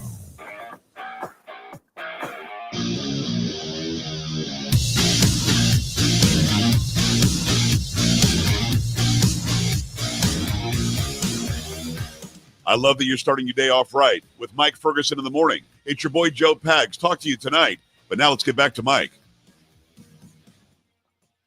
Vicky on Rumble says it's all going to come to a head when somebody gets shot for protecting themselves against these terrorists. My fear, Vicky, one, I think you're right. Two, is that's probably sooner than later. Yeah, we were talking about that, especially in that particular case with the grandma getting attacked physically, getting punched in the face on the side of the road by some road raging, Tesla hater or something like that. I could imagine there's somebody's grandma out there who keeps the 357 in her purse, or they're known to start doing it now. Right. I mean, I read that one woman who's on that video getting attacked. The one of the articles I read on that is that they said that she's now enrolled in a self-defense firearms class. Well, and that's the thing is that I get if you are absolutely brainwashed by the mainstream media, you think you are the resistance, which every entertainer, all the educators, all the mainstream politicians all have your view, totally the resistance. But at the same time, when they wonder why are people becoming more far right, why is the far right gaining such popularity? You are creating your own enemy and emboldening them. Yeah. Yeah, seriously, it's wild. Well, I mean, think about how demented can leftist thinking get. I mean, let's even step beyond Teslas here, because I've got another example for you. All right, okay. All right. Some are honoring a literal murderer as part of this ideology. Oh boy, is it the healthcare CEO murderer? Yep. I knew it. I knew it. I'm going to get to that here in just a second. Here, and of course, here comes Luigi. Yes. All right, 7:22 right now. By the way, Glen Jacobs could be with us at 7:35. Somebody wants to hear from Freedom Fighter because we're going to be talking on the 16th about getting rid of the income tax in Missouri. Now, here's a little scoop. We're going to have a lot of fun at this thing. It's not going to. Now, I think, of course, the News Talk STL family guys, we love talking about making government better and making our lives better. And we love fighting the good fight. So we're going to have fun doing that. But this is just going to be a fun night with Glen Jacobs, a.k.a. former heavyweight champion Kane. Going to be here at the Funny Bone in St. Charles. But you've got to have a ticket to be there. But the good news is the tickets are free. That's you right. Just got to basically reserve your spot. So newstalkstl.com, look for the picture of Glen, and you can get that. And then we're going to talk to him in about 10 minutes here. Yeah, the fire marshal limits the number of people we can have in the venue, and That's also right. the fact that we can't blow stuff up inside. I know, exactly. All right. So get this. There is a ballot measure that's being proposed in California. Now, if you think we have a lot of ballot measures and referendums in Missouri, Illinois limits each election to basically 3. You can do 3 statewide. That's all you can do. There's actually something to that. Yeah, that's nice. Now That's they nice. play a lot of political games with it, as the Freedom Caucus guys keep telling us. But on Missouri, if you got enough money, you can put the thing on the ballot here. In California, there are pages and pages in almost every election. Oh, geez. It's ridiculous. So Californians could soon be voting on a new health care law that is put forward by a retired attorney, Paul Eisner. He says his ballot measure would make it illegal for an insurance company to delay, deny, or modify any medical procedure or medication if it's recommended by a doctor. And if there could be serious consequences. So basically it is what you would think from the left. We're going to pass a law. We want everybody to vote on the law to make it illegal for an insurance company to say no to basically anything. Right. Okay. A lot of insurance companies suck. Yes. Let's not. Yeah, they're not the good. They're guy not the here. good guys here. But Right. get this: he has named his referendum the Luigi Mangione Access to Healthcare Act. Luigi Mangione is the murderer who tracked down the CEO of the health insurance company and shot him to death in broad daylight in New York City last year. And so this guy is naming this a piece of legislation. Yes, this referendum, this piece of proposed law in honor of, I guess I'm supposed to say alleged murder, but he admits he did it. Of course. And we know that. So a literal murderer, this is who the left is going to be honoring. Now, again, that doesn't make the insurance companies the good guys. I've been frustrated with insurance companies as well. I think our system sucks. I think our laws around them suck. I think we need far more of a free market, a la carte approach to it. There have been actual instances of insurance companies denying really needed care. Absolutely. We've seen that, right? But yeah. But to say, I know what's really going to sell this is if we attach this left-wing murderer's name to this. And here's the weird part. In California, that'll sell. It'll probably sell. That's crazy to me. It's well, the thing is, he's basically the modern Che, right? Yeah. A murderous psychopath with Marxist tendencies who everybody has lionized for some odd reason. Put his face on a T-shirt and sell it for $50 a month. Because they hate capitalism. Because they hate capitalism. Yeah. So, oh my gosh. But this is a real thing. And the guy, I'm looking at the Red State article on this. This is where I found it.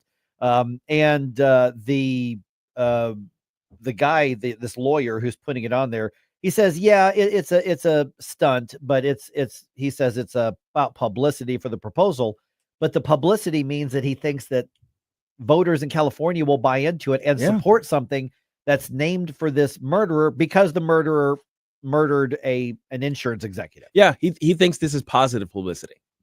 Right. Yeah, the use of the murderer's name he thinks is positive publicity. Well, and remember the whole thing about delaying and denying, that's what was written on the bullet casings that they found. So literally they're using the terminology the murderer used on the bullets to say we're going to reform this. Listen, if you want to have an insurance reform thing, I mean, I'm not saying that there's not room for a debate on that, or that there's not policy that needs to be better. Now, big government stepping in and driving up the cost is only going to have the unintended consequence of pushing more people onto government taxpayer subsidized. So this isn't the right approach. Right. I'm not saying I know what the exact best approach is, other than I'm a free market guy. But the actual thinking of leftists, because how many people started celebrating him right away? Oh yeah, I mean, it was right immediate.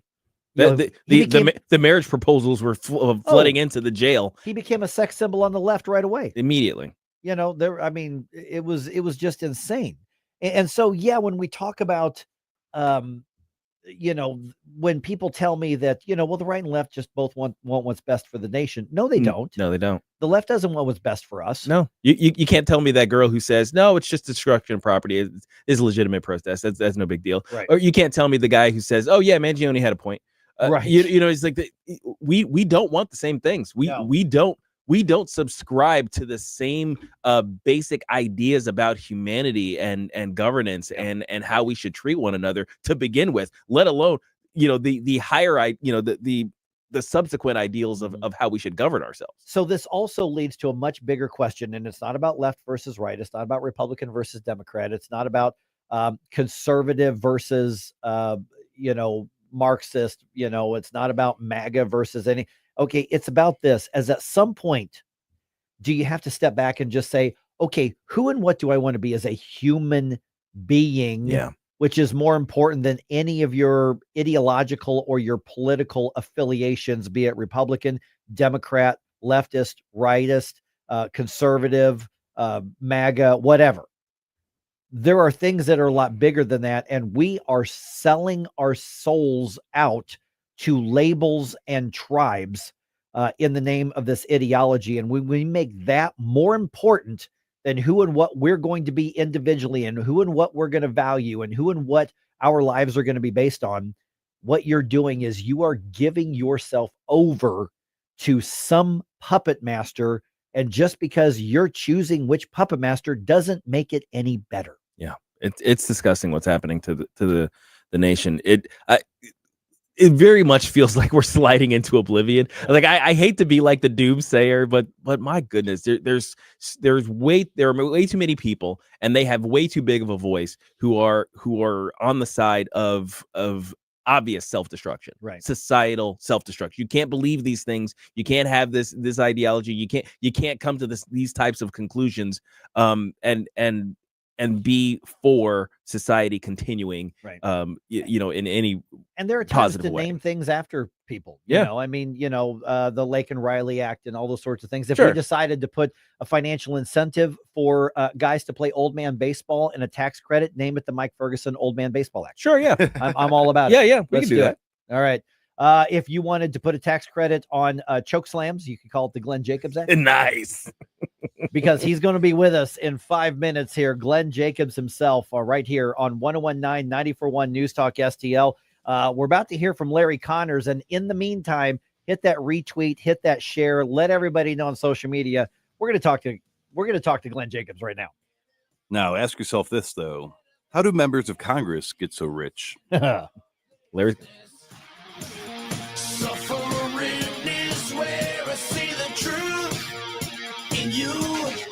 From the Michael's Flooring Outlet Weather Center. April coming out of the gate with dry weather today, partly cloudy, a high near 63, not bad, but turning a little breezy. Winds pick up out of the southeast at 10 to 20, gusting at times 25 to 30 miles per hour. Cloudy tonight, steady or slowly rising temps, bottoming out around 58. And then tomorrow, be ready. Rain and thunderstorms. Some of those storms could be severe. Wind, hail, even tornadoes, all on the table. Windy and warmer with a high of 78. That's your first alert forecast. I'm meteorologist Matt Chambers. At Elite Comfort Experts, they don't believe in gimmicks, just guarantees. And now they're teaming up with Amana Heating and Air Conditioning to bring you a 99-year compressor and heat exchange warranty and a 10-year parts and labor warranty on a high new efficiency HVAC system. This exclusive offer is available on qualifying systems installed before April 15th. Choose integrity and quality. Choose Elite Comfort Experts. Call Elite at 636-887-0971 or visit EliteComfortExperts.com. Mention the promo code NewsTalkSTL. Larry Connor's commentary, brought to you by Vincent's Jewelers, offering a wide selection of jewelry, including lab-grown diamonds, affordable earrings, bracelets, necklaces, and rings, up to 75% off their natural counterparts. Visit VincentsJewelers.com.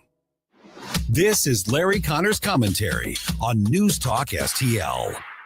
If you make $170,000 per year, good for you. You're making what most members of Congress make. But there is a difference between them and you. Some members of Congress, such as California Congresswoman Nancy Pelosi, who's been in office since 1987, has an estimated net worth of at least $50 million. Business Insider quotes that Pelosi's worth is way above that mark. In reality, closer to $285 million. Now, granted, her husband founded a financial leasing group that could account for all the extra money, but you had to ask, did they use insider information? Now, the richest member of Congress is Florida Senator Rick Scott, Republican. He co-founded a healthcare group. His worth just under $550 million. So if you're going to ask Pelosi how she got her money, if she used any insider knowledge, you have to ask the same of Scott or any other politician. None of this says there's a crime, but Musk and the Doge team want some answers. As Musk says, how do they become so rich? We're trying to connect the dots. We're waiting. Get more Larry Connors on Larry Connors USA. Tonight at 6 on News Talk STL.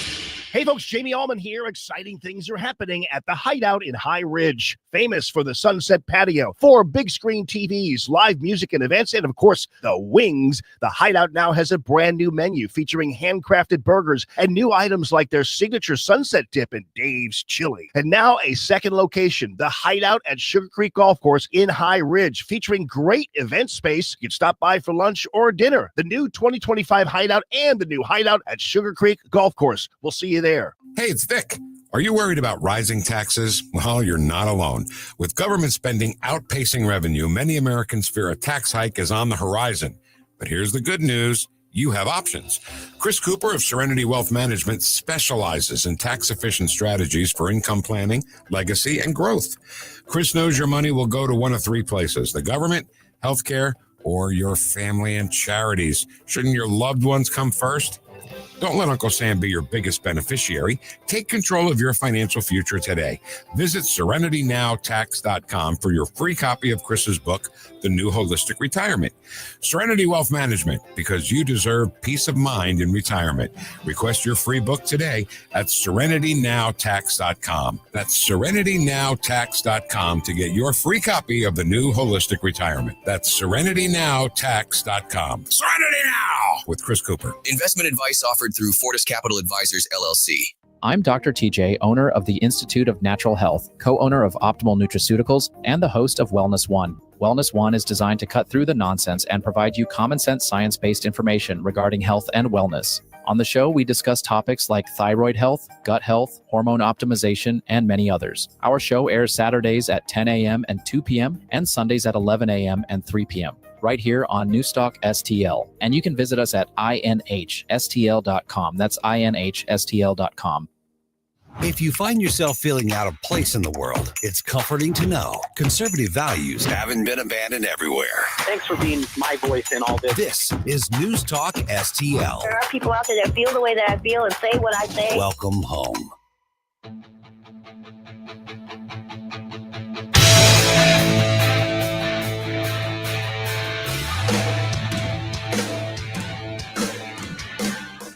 When I announced that I was going to run for mayor of Knox County, Tennessee, unfortunately, among the political establishment, it was met with pretty resounding laughter. And if anything, what that did, that made me want it even more. You know what, government first thinking or people first thinking? Why do so many people confuse the two? I think that's part of what we're going to be talking about on April 16th. Because what you hear, and we're going to get into this in just a minute, we talk about getting rid of a state income tax in Missouri, and people are like, how could you possibly do that? The government needs the money. Do they though? Right. Can we still have the basic things government needs to provide without a state income tax? Well, that will never work. Really? It's happening around the country. I'm Mike Ferguson. It is 7:37. Got Gabe Pfeiffer here. Got producer Jerome here. Now joined by the mayor of Knox County, Tennessee. You'd also know him as the former WWF/WWE World Heavyweight Champion, Glen Jacobs Kane. Glen, great to chat with you. I'm actually going to say chat with you again. We've actually met a long time ago, back when we both went to a Libertarian Party convention. It's kind of funny. I've got a picture of it, but you would not remember that, but we actually visited for a couple of days a long time ago. So great to chat with you again, and congratulations on all the success. Let me start with what's coming up on April 16th, Torch the Tax event with Americans for Prosperity. You see firsthand what happens when government is kept in its lane by getting rid of the taxes and people say it can't be done, but you're seeing firsthand that it can be done and it does work. Yeah, it can be done. It's been done here in Tennessee. Back in the early 2000s, there was a big fight over the imposition of an income tax that failed. And we recently approved an amendment, people in the state of Tennessee did, that we can never have an income tax in Tennessee.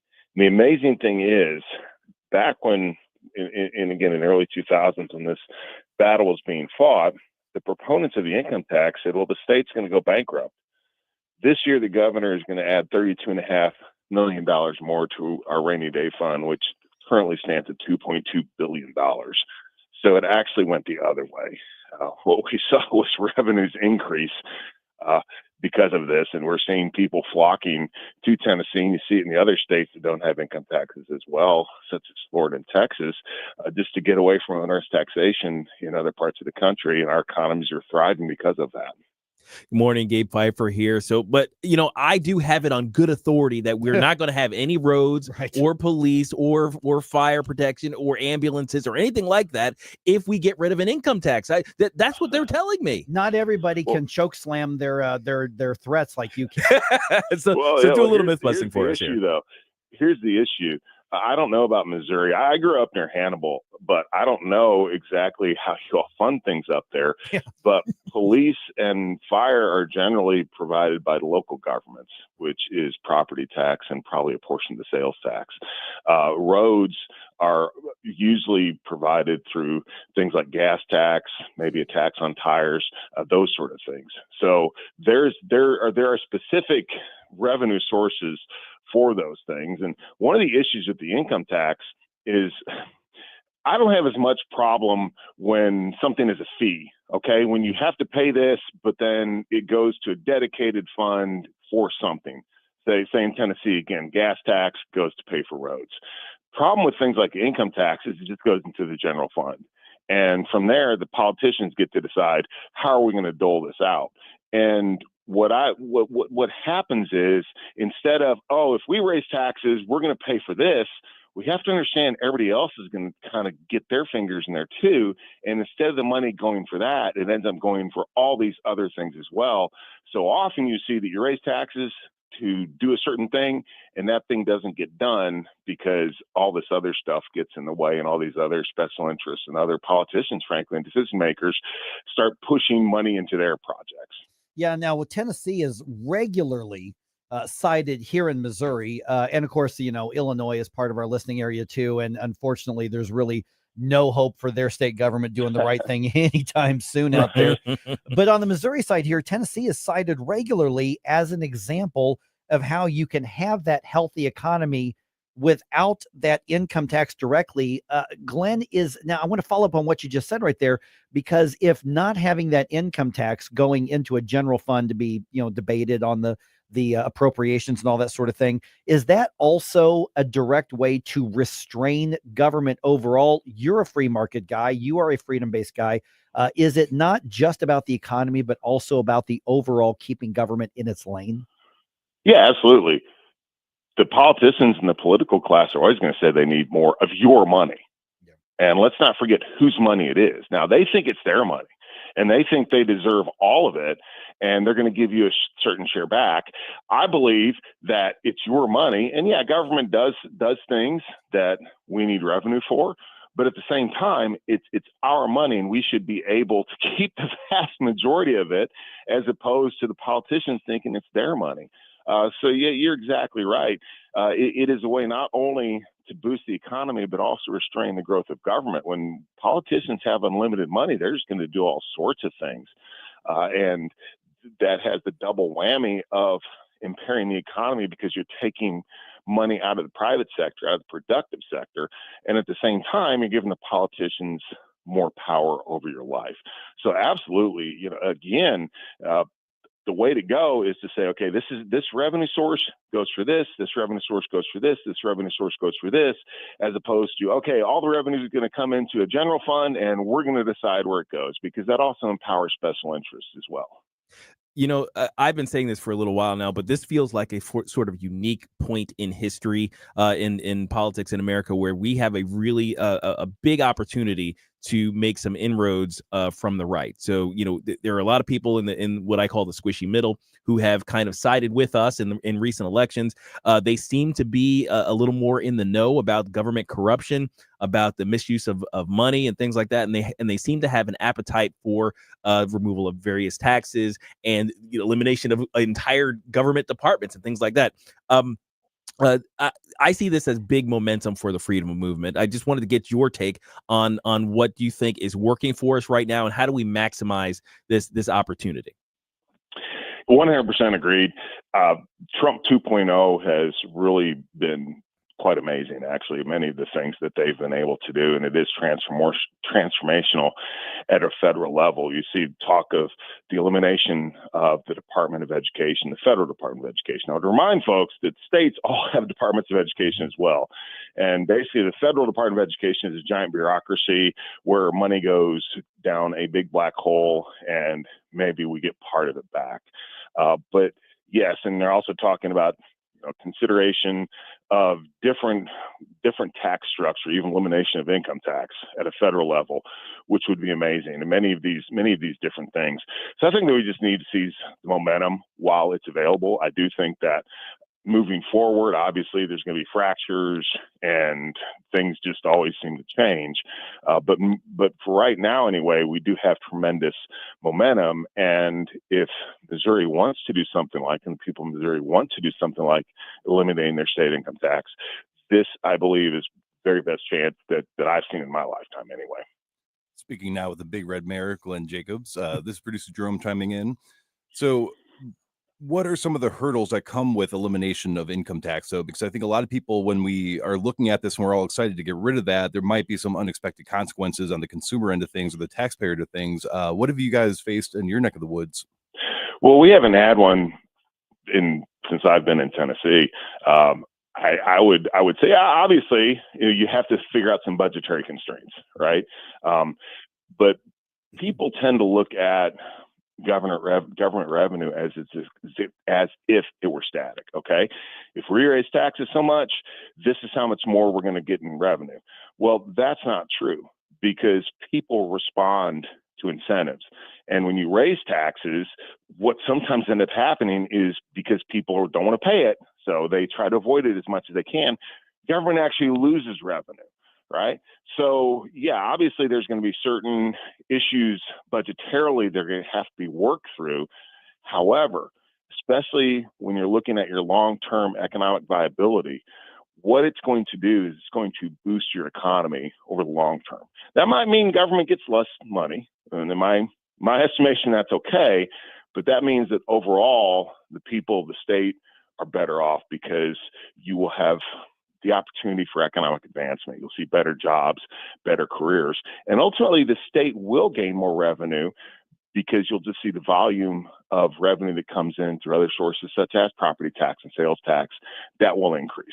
So obviously, yes, short-term dislocations, and those have to be worked through, but long-term, the advantages just are so much greater than any disadvantage you might have. I think what's I'm looking forward to on the 16th, when you're here in town, Glen, is one, we're going to have, I think it's going to be just a fun night. We're going to have a lot of fun here, but we're also going to be equipping everybody who comes out and visits with us and asks you questions and then hears from you, they're going to have some tools to take with them to apply to the lawmakers, because there's a lot of lawmakers who in concept say, I'm all for it. I want to cut taxes. But then they hear from the special interest, then they hear from the bureaucrats, and then they get cold feet. And they need to hear that they need to hear the realities of, no, this can be done. And not only will the world not end, but it can mean for better government in addition to a better quality of life. And you've got the experience on that from living in a state with no tax and being a leader in a state there as well. And you just mentioned, I want to follow up, you're from this area. You're from this part of Missouri as well. Matter of fact, our broadcast tower, one of our broadcast towers, is in Bowling Green, where you know that area about as well as anybody. Graduate high school, sure did. Yeah. And I'm really looking forward. I get back to see my folks. They still live in the St. Louis area, so I get back to see them a couple times. Looking forward to heading back. I always tell folks that Southerners and Midwesterners we're the same people. Now we speak a different language, or at least different dialects, but we're the same people. We're just nice, friendly people. You don't find that everywhere around the country. So part of the reason I think that I feel so at home here in East Tennessee is because the people are a lot like the folks back home. All right. Visiting with Glen Jacobs. And of course, somebody's going to have some questions, a lot about policy, a lot about taxes, obviously with, your career, your Hall of Fame career, in professional wrestling as well. That clip that Jerome played at the very beginning when people were laughing when you were starting to run for office. Now they're not laughing because not only did you win, but you're actually administering and leading in a way that's really successful. But I've seen so many podcasts with you talking about this. What do you think it is about not just the industry that you enjoyed so much success in pro wrestling, but maybe that era that you were in, or eras that you were in, that still captivates so many of us? I mean, I used to go to territory shows, not to give away too much of my age, around here in Hannibal and Quincy and places like that. But what is it about pro wrestling that even if people aren't watching today, we still love those stories? We still love the characters that you all invented and gave to us. As a quick aside, before I answer your question, politically, part of the reason that I am where I am is because in WWE, we are independent contractors, which means we're not subject to federal withholding tax, which means that once a quarter, we have to write a check to the IRS. And I always tell folks, I'm never going to become president, but if I were, the first thing I would do would be eliminate the withholding tax. Because if people actually wrote a check and realized how much money the federal government takes from you, and then you get that refund check and you realize, wait a second, this is not free money I got from the government. I paid this in. It would change, I think, everyone's perspective, and we would become even more cognizant of all the waste that occurs, especially at the federal level. But to answer your question, I just think, that was a golden age, and we were the hottest thing in entertainment. I'll never forget going to these arenas for 2 years, just sold out everywhere we would go, and it was just an amazing time. And I think it was the perfect storm. Right. You just had the amount of talent. You had people like Stone Cold Steve Austin and The Rock and The Undertaker and Shawn Michaels and Triple H. And just the timing was perfect. And also, competition makes everything better. You had the Monday Night Wars, which was the competition between WCW and WWE. And fans, that's just the greatest time ever, right? Well, if you're going to lose your job when you were on the losing side, it probably wasn't the greatest time ever. But what it made us do was really up our product. And I think overall that helped the entire industry. So I don't know if another time will ever come again like that in professional wrestling, but I was incredibly blessed to be there in the late 90s and early 2000s. All right. And we're going to be visiting with you in person on April 16th here as well. Go to newstalkstl.com to reserve your tickets for that. Glen Jacobs, now the mayor of Knox County, Tennessee. Glen, thank you so much for the time today. I'm looking forward to visiting with you in person later this month. Sounds good. See y'all soon. Thank you. Sounds good. All right, Glen Jacob. It's awesome. At heart, isn't almost everybody, to some degree, at least a little bit, a wrestling fan? A little bit, yes. I mean, there's Jerome, who's like big time. Yes. Oh yeah, yes. That was a childhood dream of mine right there. Yeah, there it is. He was trying not to geek out too much when he called him. That's right. It was awesome. All right, 314-912-1019. I got to tell you, if that's not impressive, he's like, I'll never be president. I'm like, well, I don't know what I'm hearing. He's like, I don't know. I'd vote for you. Yeah. It's like, wait, eliminate the withholding? That's an idea I've had for a long time. That's right. You said that. Let's follow up on that just ahead right here. 1019-94.1 News Talk STL.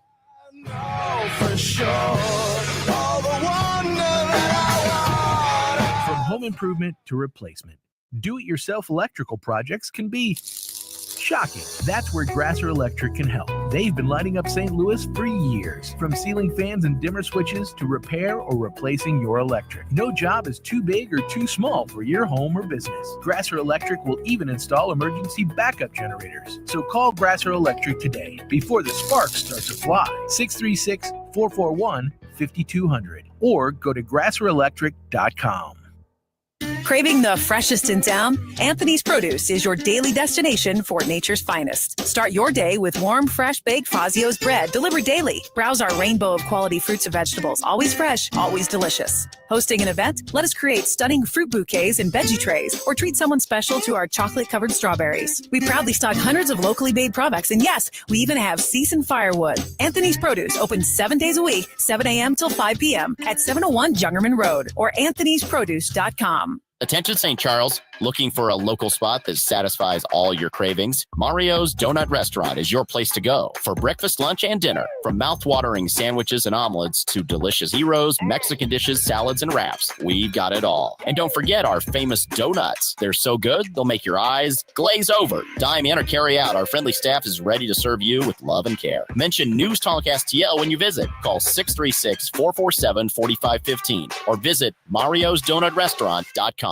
Tony Colombo here for my dentist, Dr. Matt Boscia at New Creation Dental Care, the one-stop shop for all your family's dental needs. And Dr. Boscia is always expanding his services, now including the incredible all-on-4 full arch implant procedure, full mouth restoration that can give you back your smile in as little as 1 day. No more suffering with damaged or missing teeth or poor-fitting dentures. You can see some amazing smile makeovers, learn more about the all-on-4 procedure, and see everything Dr. Boscia can do right now at newcreationdentalcare.com.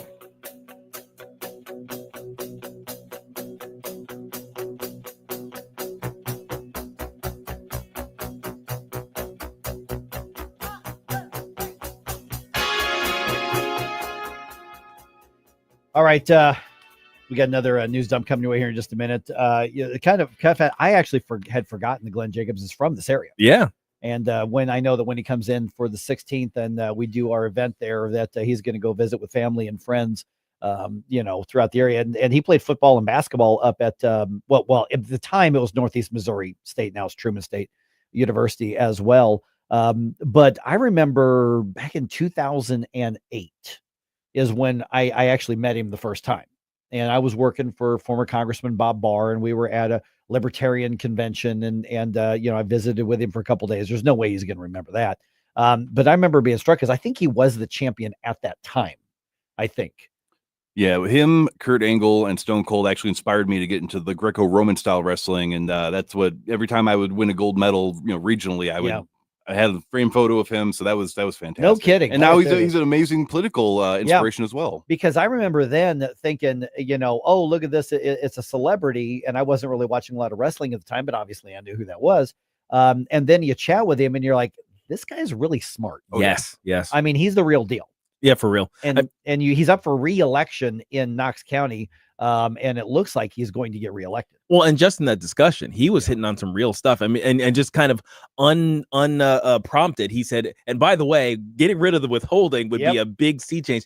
And I've been talking about that stuff for a while now, because it is a difference, because people look at, we were just talking earlier about how people see a tax refund or the as the government giving them money. And now you have, in order to actually see what a tax cut does, it has to change your withholding, right? It has to change what your take home pay is. Well, what happens if you get all of the money? He's like, you make $50 an hour or whatever, you get $50 an hour in cash in your hand, essentially, after your shift. And then the government comes along and says, I need $20 of that. Right. whoa, excuse me, what? Right. now it feels like something, as opposed to now, well, my rate is this, but my take home is this. That's how people and you think based everything on that, and that's what you think of because you buy into the government entitlement. Right. And you just kind of assume that what's left over is what you're allowed to get instead of what you get. And then you're protecting. It's all that dynamic that we mentioned a little bit earlier. All right. So April 16th is when you can see Glen Jacobs in person. I'm going to be moderating, emceeing the event. I'm the short one on the stage compared to him, just so you know, if you can't tell us apart. Billed as 7 feet tall. I'm the one who's got the beard with, so I'm just saying. But go to newstalkstl.com and you can be there too. The tickets are free. Reserve them today. This thing is going to fill out.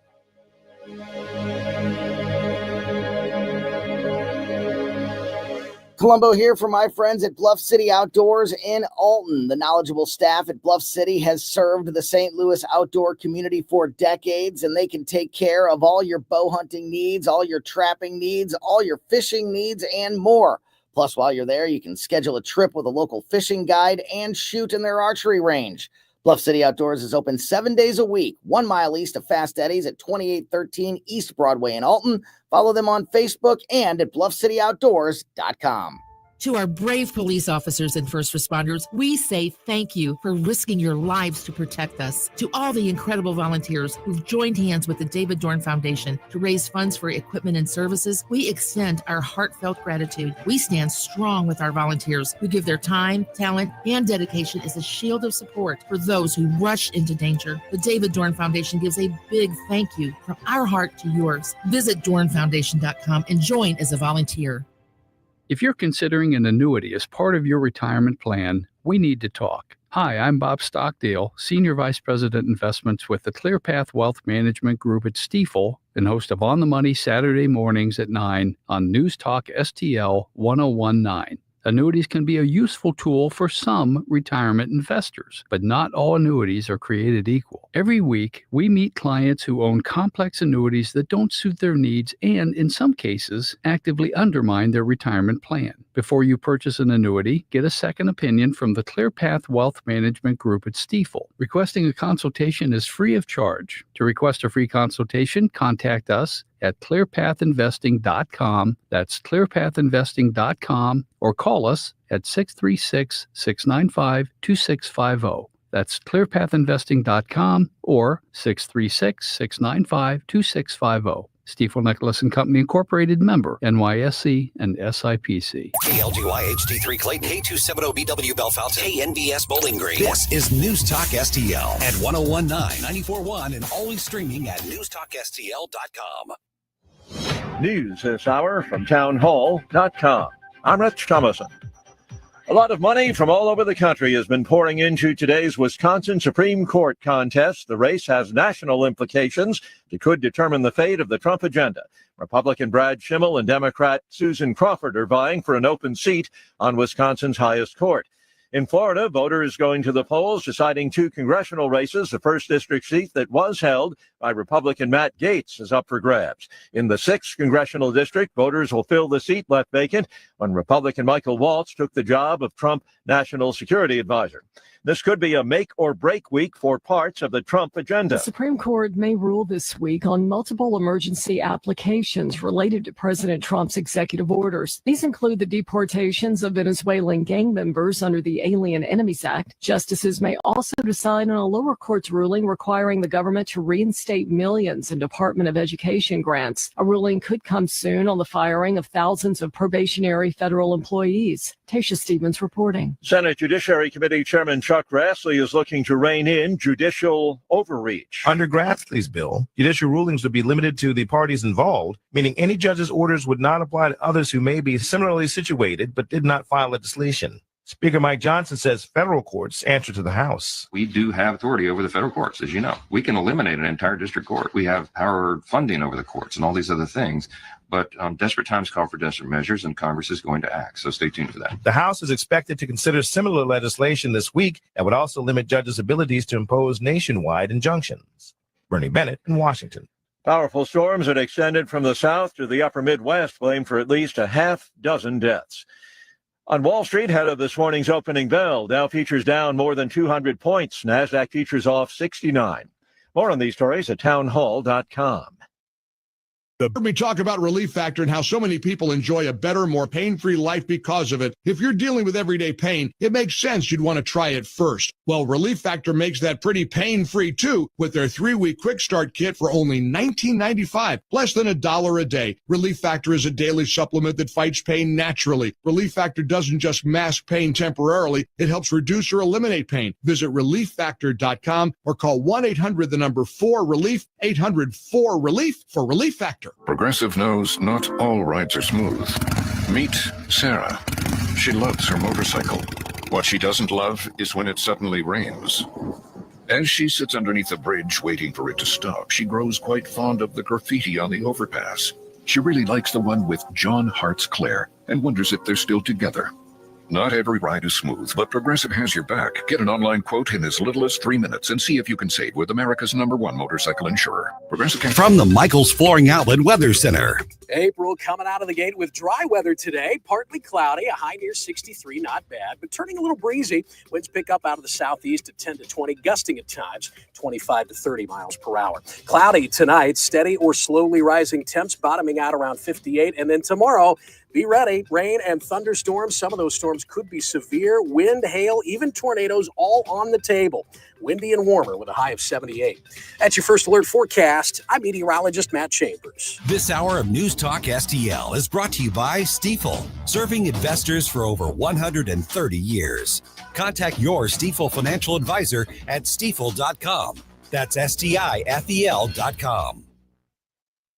News Talk STL is proud to have Doug Voss of Safe Money Radio as part of our lineup each week. Doug has been a staple on the Sabos radio airways for many years as one of the leading financial experts in the area. You can now hear Doug and Safe Money Radio 3 times every week yet on News Talk STL. But in case you miss anything, you can check it all out at DougVossSafeMoneyRadio.com. What else do our listeners need to know, Doug? Simply put, I focus on helping pre-retirees and retirees build, preserve, and protect retirement assets, and I've been helping my clients solve their insurance and financial needs for the past 33 years. I also strive to educate my clients on how to prepare for retirement, minimize the impact of market volatility on their assets, and deal with the challenges of increased longevity. Call me today at 844-676-SAFE. That's 844-676-7233. Doug Voss is a registered representative. Securities offered through DHL Securities, LLLP. Member FINRA and SIPC.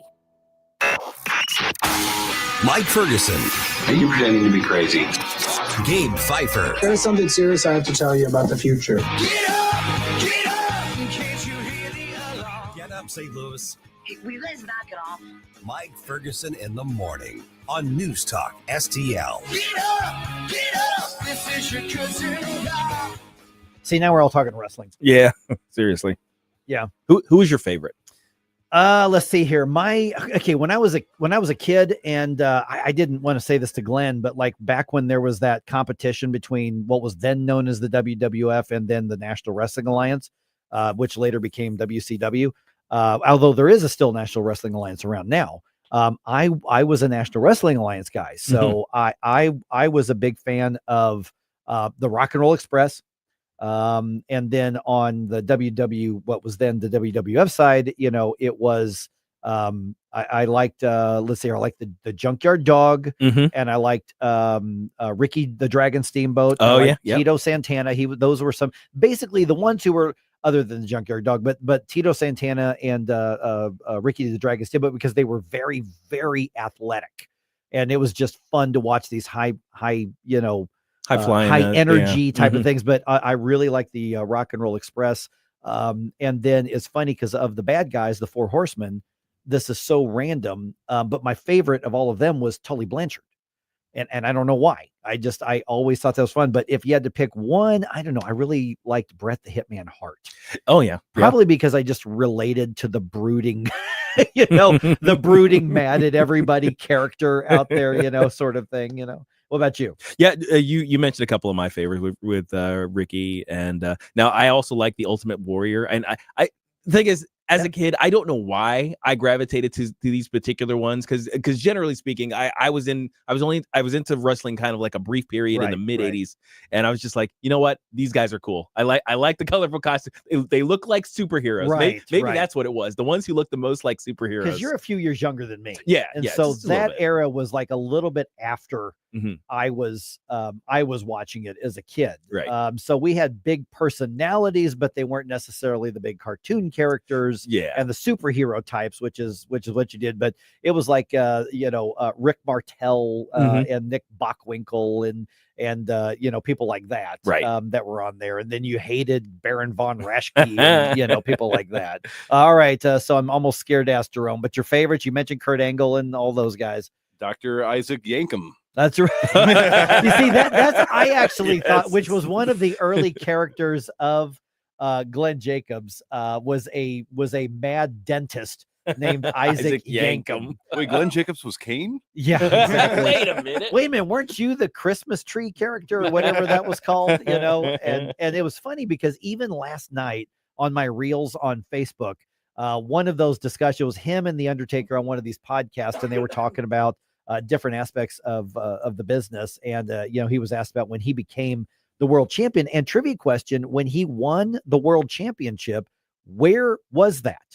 Which location did he do that? I don't remember that. St. Louis. Was it here? Nobody remembers, because that was the show where the Hell in the Cell match happened, and Mick Foley was like thrown off the top of the cage and all the crazy stuff happened. Oh, wow. And everybody remembers that, and nobody remembers that he actually won the world championship that same night. Wow. Because it was overshadowed by that other thing. Right. And that- Wow.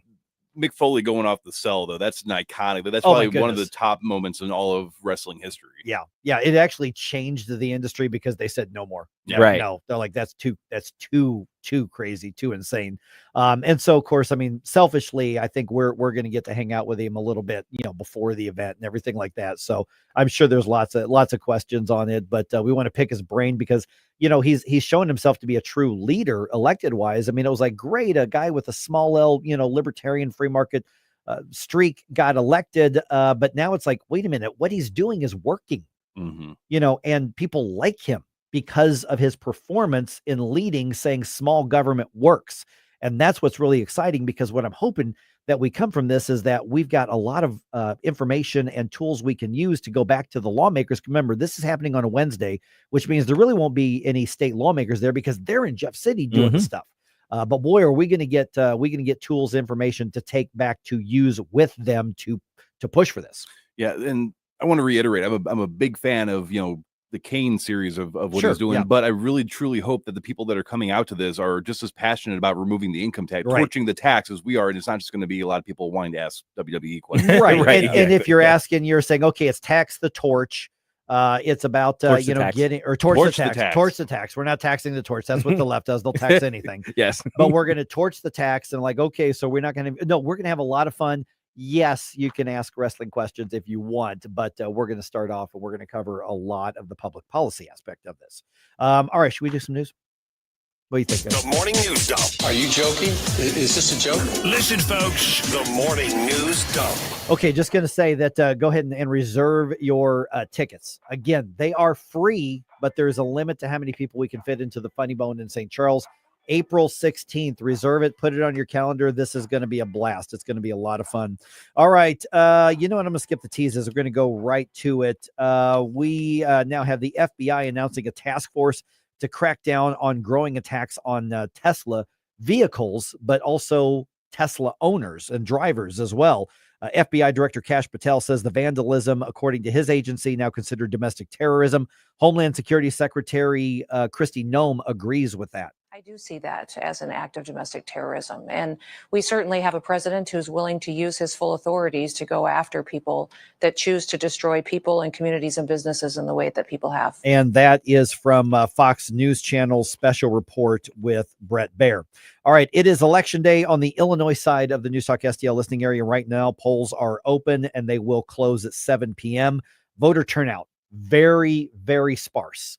It is expected to be incredibly low, meaning that if you want to go vote on that school board race or that bond issue or that city council race or whatever, your vote actually packs more of a punch today than it normally would in August or in November. On the Missouri side, the municipal and other local elections is a week from today, next Tuesday. However, no excuse absentee voting is now underway. So as soon as the election offices open, you can go in and cast your vote today. Just say, for instance, Gabe, if somebody wanted to vote yes on Prop B in St. Louis County, you could go do that today. Yeah, we'll do it live. That's right. We'll do it live. All right. Some national stuff going on here. Speaking of taxes, Senate Majority Leader John Thune delivering marks on the Senate floor, saying that congressional Republicans are going to advance the plan to make the Trump tax cuts permanent. They better. That's right. He says the tax plans are going to be protecting Americans here. Let me get to the right soundbite. Here we go. I do see that as that is the wrong soundbite. Come on. Yeah, there it is. I am a professional. Here he is. If we don't act to extend this relief, American families will be taking home lower paychecks next year. And along with the president, Senate Republicans are committed to ensuring that we not only extend this relief, but that we make it permanent. Okay, let's make it clear. Democrats don't want these tax cuts to be permanent. They're already starting to argue, well, that's going to increase the deficit. That's fiscally irresponsible, but it only increases the debt and the deficit if you don't rein in reckless spending. Right. Yeah.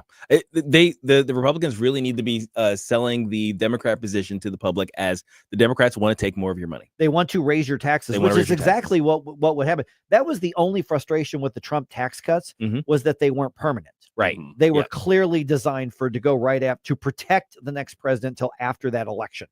I'm just shocked that by now people have not woken up to the fact you cannot tax your way out of a spending issue. Right. That's correct. It doesn't work that way. 100%. And even Glen Jacob, who just talked about that, he mentioned, he goes, you get rid of a state income tax, which goes into a general revenue. You are restraining government. This isn't just about economic things.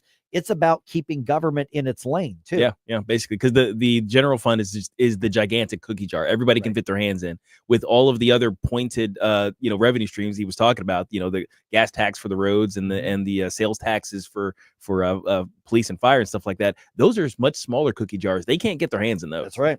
All right. Wash U announces the commencement speaker for this coming academic year, Simone Biles. That's a good choice. Yeah. The most good job. There you go. Just for the sake of not stepping on the third rails of politics and culture. And it's really too bad because at some point, not too bad that Simone Biles is coming, but that commencement speakers were supposed to be thought-provoking people, who are challenging to everybody, inspirational. But she is, as you know, the most successful Olympic gymnast in history. Other than Phelps. Phelps, yeah. Other than him, I think she might be the most decorated Olympian of all time. I think so. Yeah, I think Phelps had got a couple more than she does, but not by much. Something like that. Well, I do know this. If you actually put all of the medal that she's won on her body, it's like you would probably hurt her. You would probably lose her in the pile. Exactly. She would get a weightlifting trophy too. Weightlifting trophy too. Yeah. Nice. So the most successful Olympic gymnast in world history is going to speak at the 2025 graduation on May 12th at Wash U. She's also going to be awarded an honorary doctorate. You know that they are feeling the sting after all the stupid nonsense that they allowed. And then what happened when they said, okay, that's enough. All the crap they took when, they brought in Fauci in years past. I mean, so at this point, it's like, what's a good, safe bet to not piss off somebody? Well, who doesn't like Simone Biles? Right. Everybody likes Simone Everybody Biles. likes Simone Biles. All right, couple sports things here. Went to extra innings. Well, one extra inning, but the Cardinals end up with their first loss of the season in 10 innings. Final score at Busch Stadium Monday, 5-4, with the Angels getting the win. Lars Nootbaar, Brendan Donovan both had home runs. Second game of that series is at 6:45 this evening. You can watch that streaming or cable on FanDuel. And the Blues back at home tonight, still on their hot streak right now, and they need it. 7 games left, including tonight. They are hosting the Red Wings at Enterprise, 7 p.m. puck drop. And again, you can watch that streaming on FanDuel as well. Don't try to make me stop, no inspiration. Get up, St. Louis. It's Mike Ferguson in the morning. Watch us on our live stream using Rumble, Facebook, and Twitter. This is News Talk STL. Stop right now. had enough of this. Turn my eyes to your indifference. This is Tony Colombo, and my favorite Capriati sandwich is the cheesesteak made with American Wagyu beef from Snake River Farms, and you have to include a side of their amazing fries. I love Capriati's, and you will too. Open 9 to 9 daily on Manchester and McKnight in Rock Hill. Michael's Flooring Outlet is sending out an SOS. We're expanding fast and need your help. We need a flooring warehouse expert pronto. We need a flooring scheduler just as fast. Join our growing team at Michael's Flooring Outlet with locations in St. Peter's, Darden Prairie, and Creve Coeur. Don't wait. Visit michaelsflooringoutlet.com and click on careers today. Michael's Flooring Outlet, where great floors begin with great people. Dr. Randy Tobler here, and I know that when you're looking for a dentist, you have to make sure you choose a dental practice that's compatible with you and the needs of your family. Well, I'd like to tell you about my dentist, Dr. Dan Cusimano, and his partner, Megan Dwyer, and their team at Advanced Dentistry at St. Charles. A great team at Advanced Dentistry of St. Charles can accommodate all of your cosmetic and restorative needs because their passion is general dentistry. Implants, crowns, bridges, even dentures. That what you need the most is what they'll provide in a personalized, focused way. And they can provide therapeutic and cosmetic options like Botox and dermal fillers. Get to know them and all they have to offer by calling 636-978-0226 or visit them on the web at advanceddentistrynow.com. That's Dr. Daniel Cusimano and Dr. Megan Dwyer at Advanced Dentistry of St. Charles. That's Advanced Dentistry Now, 636-978-0226. Or visit them on the web at advanceddentistrynow.com. I really like all the things you're saying. News, analysis, opinion. Thank you very, very much. News Talk STL.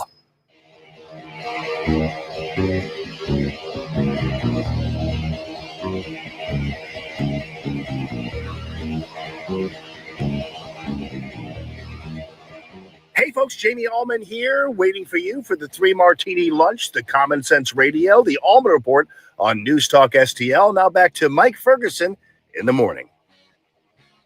Looking at some of the responses we're getting on Rumble, and I haven't seen the Facebook, but people are chiming in, man. Who are their favorite wrestling characters back in the day? Dana Coffey, Superfly, Jimmy Superfly Snuka. Yeah, buddy. Remember him?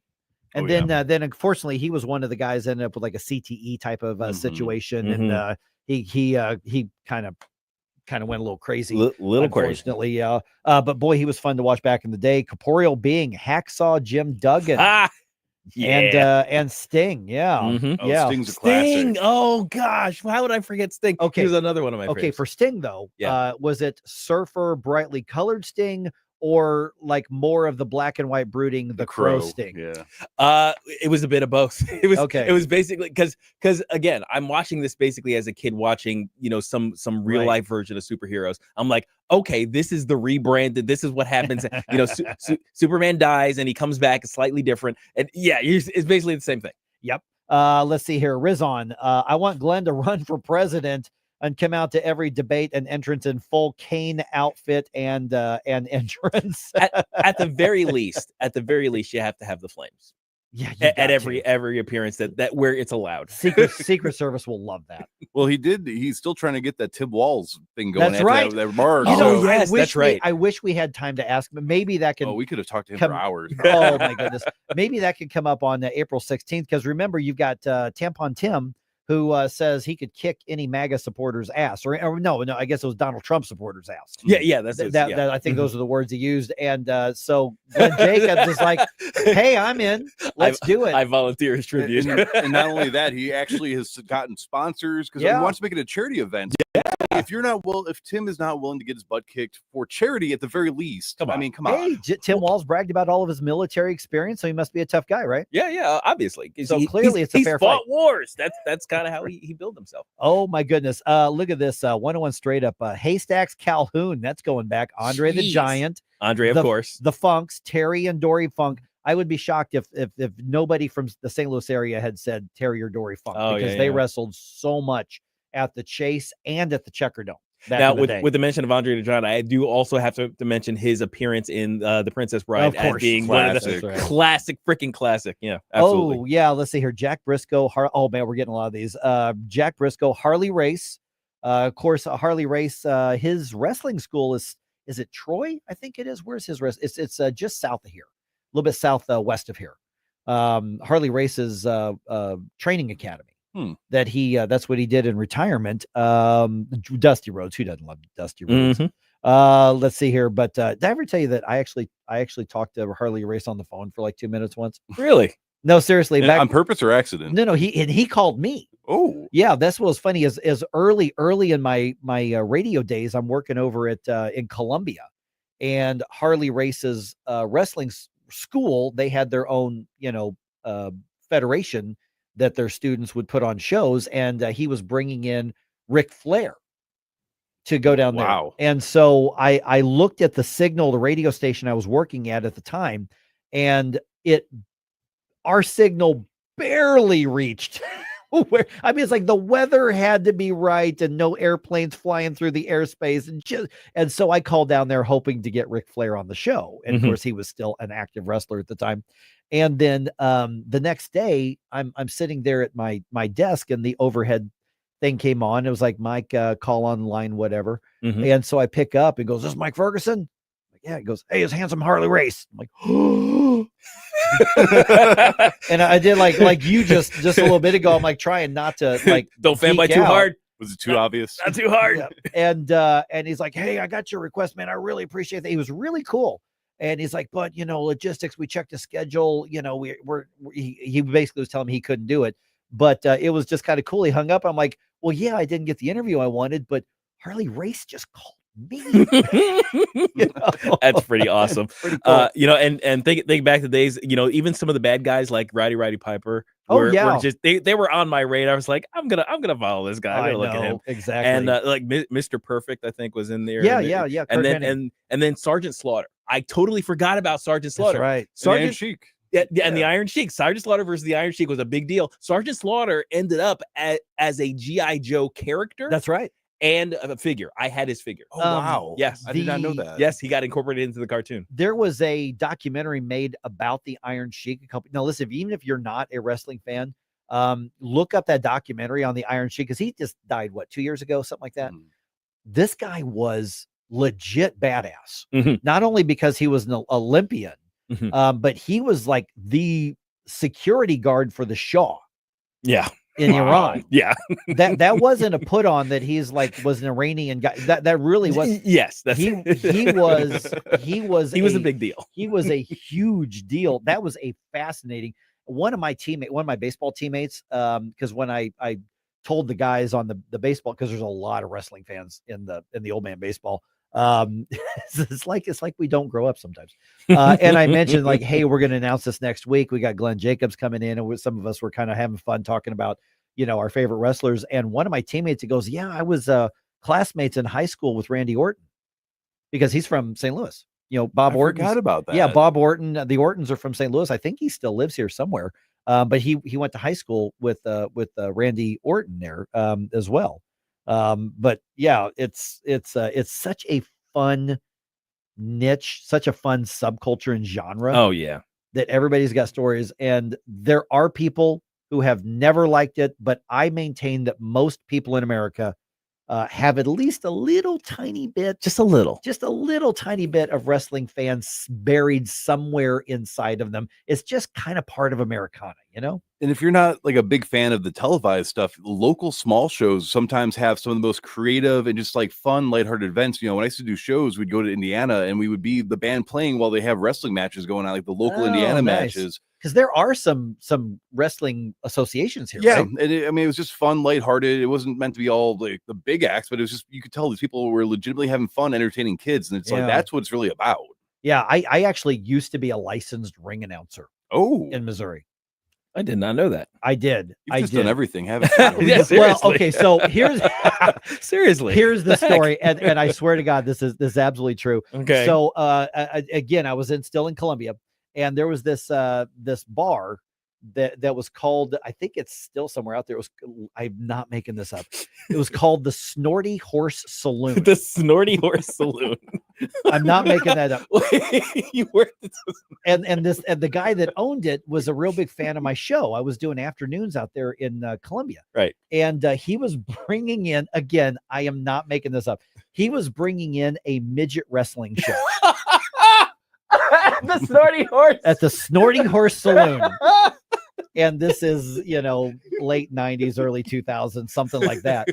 And I get the salesperson from the radio group there came in and said, hey, this guy called. He loves your show. He owns this bar. He's doing the show. And I'm kind of cracking up at it. He goes, he wants you to come be the ring announcer just because he really likes your show.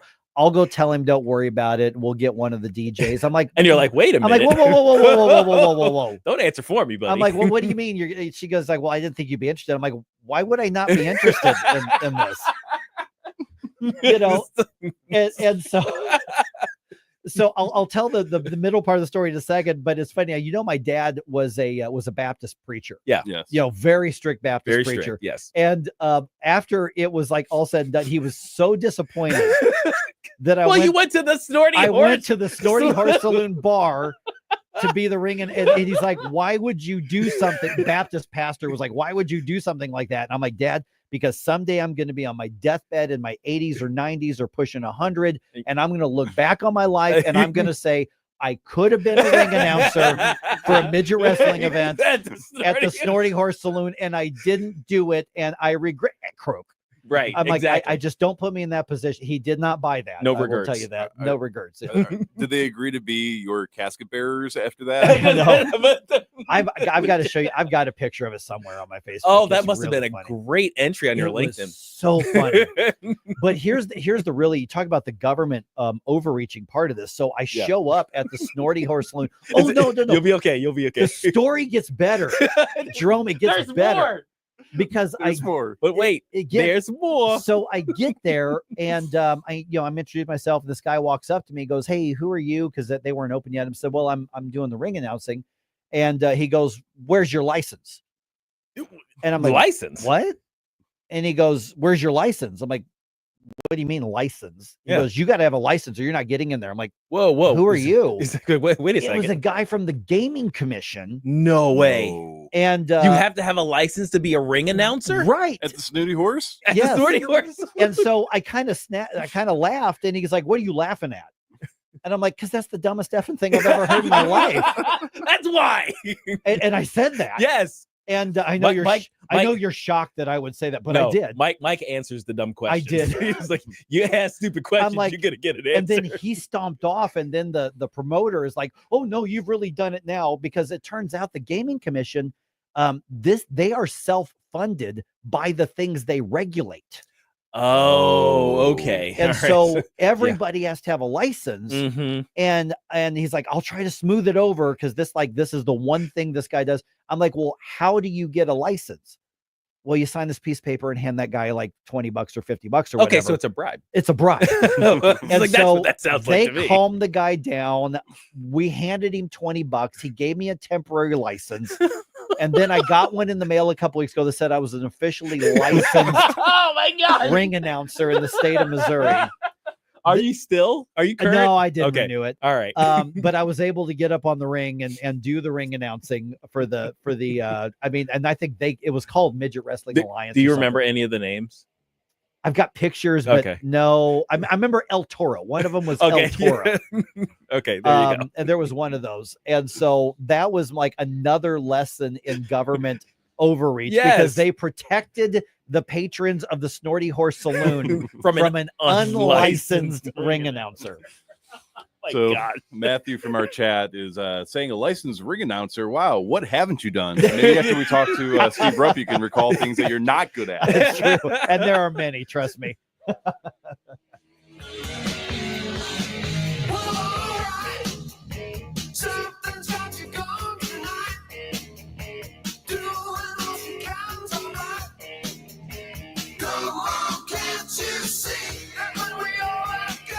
From the Michael's Flooring Outlet Weather Center, April coming out of the gate with dry weather today. Partly cloudy, a high near 63, not bad, but turning a little breezy. Winds pick up out of the southeast at 10 to 20, gusting at times 25 to 30 miles per hour. Cloudy tonight, steady or slowly rising temps, bottoming out around 58. And then tomorrow, be ready. Rain and thunderstorms. Some of those storms could be severe. Wind, hail, even tornadoes, all on the table. Windy and warmer with a high of 78. That's your first alert forecast. I'm meteorologist Matt Chambers. Fox News commentary. The identity of the Trump deranged mega hat face planter has been revealed. I'm Tommy Lahren. More next. National security is at risk, and China controls most of the world's supply of antimony, a critical metal for military and defense technology. Military Metals Corp is taking action and securing a Western-controlled supply with projects in Europe and North America. Critical minerals are the backbone of modern defense. Now's the time to pay attention. The stock trades on the OTC under ticker MILIF. Call your broker today or go to www.militarymetalscorp.com to learn more. Video of a deranged woman berating and then chasing down a man in a mega hat on a New York City subway went viral last week. She berated the man, who appeared to be a person of color, calling him uneducated and racist. While she was in pursuit of the mega patriot, she tripped over herself and face planted on the subway platform. The feel-good moment of the week. Well, that deranged woman has now been identified as 55-year-old dual Italian-American citizen Alberta Testernero. She works as the creative director for several luxury brands. According to deep dive reporting by the New York Post, Testernero has worked with high-profile brands such as Tiffany & Co., Coach, Kate Spade, and others. Her online business profiles indicate she prides herself on maintaining the highest standards. That quality must not extend to her personal life. Well, the embarrassing viral video may be punishment enough, but perhaps luxury fashion houses should think twice about hiring someone so unloving and intolerant. I'm Tommy Lahren, and you can watch my show, Tommy Lahren is Fearless, at Outkick.com. Tony Colombo here for Gutter Pros, your all-in-one gutter service team that brings years of experience and quality that's affordable right to your doorstep. We discovered Gutter Pros a few years ago when we bought our home and inherited a gutter issue that was on the road to becoming a potentially big problem, but thanks to Gutter Pros was stopped before causing any major damage. They've also repaired the siding on our home because along with gutter repair, gutter installation, and leaf protection, the Gutter Pros are also the best for siding repair and installation. Learn about all the ways Gutter Pros can help your home at gutterpros.com. History, wine, spirits, food, and music, plus an awesome name. That's the Old House in Hog Hollow. This beautiful historic home's been turned into a wine bar and event venue that can host any and all of your gatherings. Take a tour while enjoying a glass of wine and see all the original features that are still around from the 1850s. Open Thursday through Sunday, 8 a.m. to 4 p.m., serving breakfast, lunch, and brunch, with live music on select dates paired with wine tasting. Find them at 14319 Olive Boulevard in Chesterfield or online at oldhouseinhoghollow.com. Are you tired of taxes? Then prepare for a knockout evening. Americans for Prosperity and News Talk STL proudly present Torch the Tax, an evening with Mayor Glen Kane Jacobs. The WWE superstar who became mayor of Knox County, Tennessee, is coming to the St. Charles Funny Bone Wednesday, April 16th. Don't miss this unique opportunity to hear from a champion who's now out of the ring and fighting for taxpayers. Get your free tickets now at afpmissouri.com. That's afpmissouri.com. Hey, it's Vic, and something huge is going down. This Friday, April 4th, Save On Liquor and Wine in Chesterfield is throwing the Party of the Year. We're talking all day, from 9 a.m. to 11 p.m. Free tastings, a sizzling food truck, giveaways, raffles, new friends, and drinks. Ken and I will be broadcasting the show live on Friday from the grand opening of Save On Liquor and Wine in Chesterfield on Chesterfield Airport Road. Visit the new Chesterfield Airport Road location today, one of our many stores across Missouri and Illinois, or at saveonliquor.com. Free speech is alive and well in America. Thanks for taking my call. Right here. You know what's going on? Have a great awakening. You see through the smoke screen. It's cool to be woke. News Talk STL. Until it's not. News, analysis, opinion.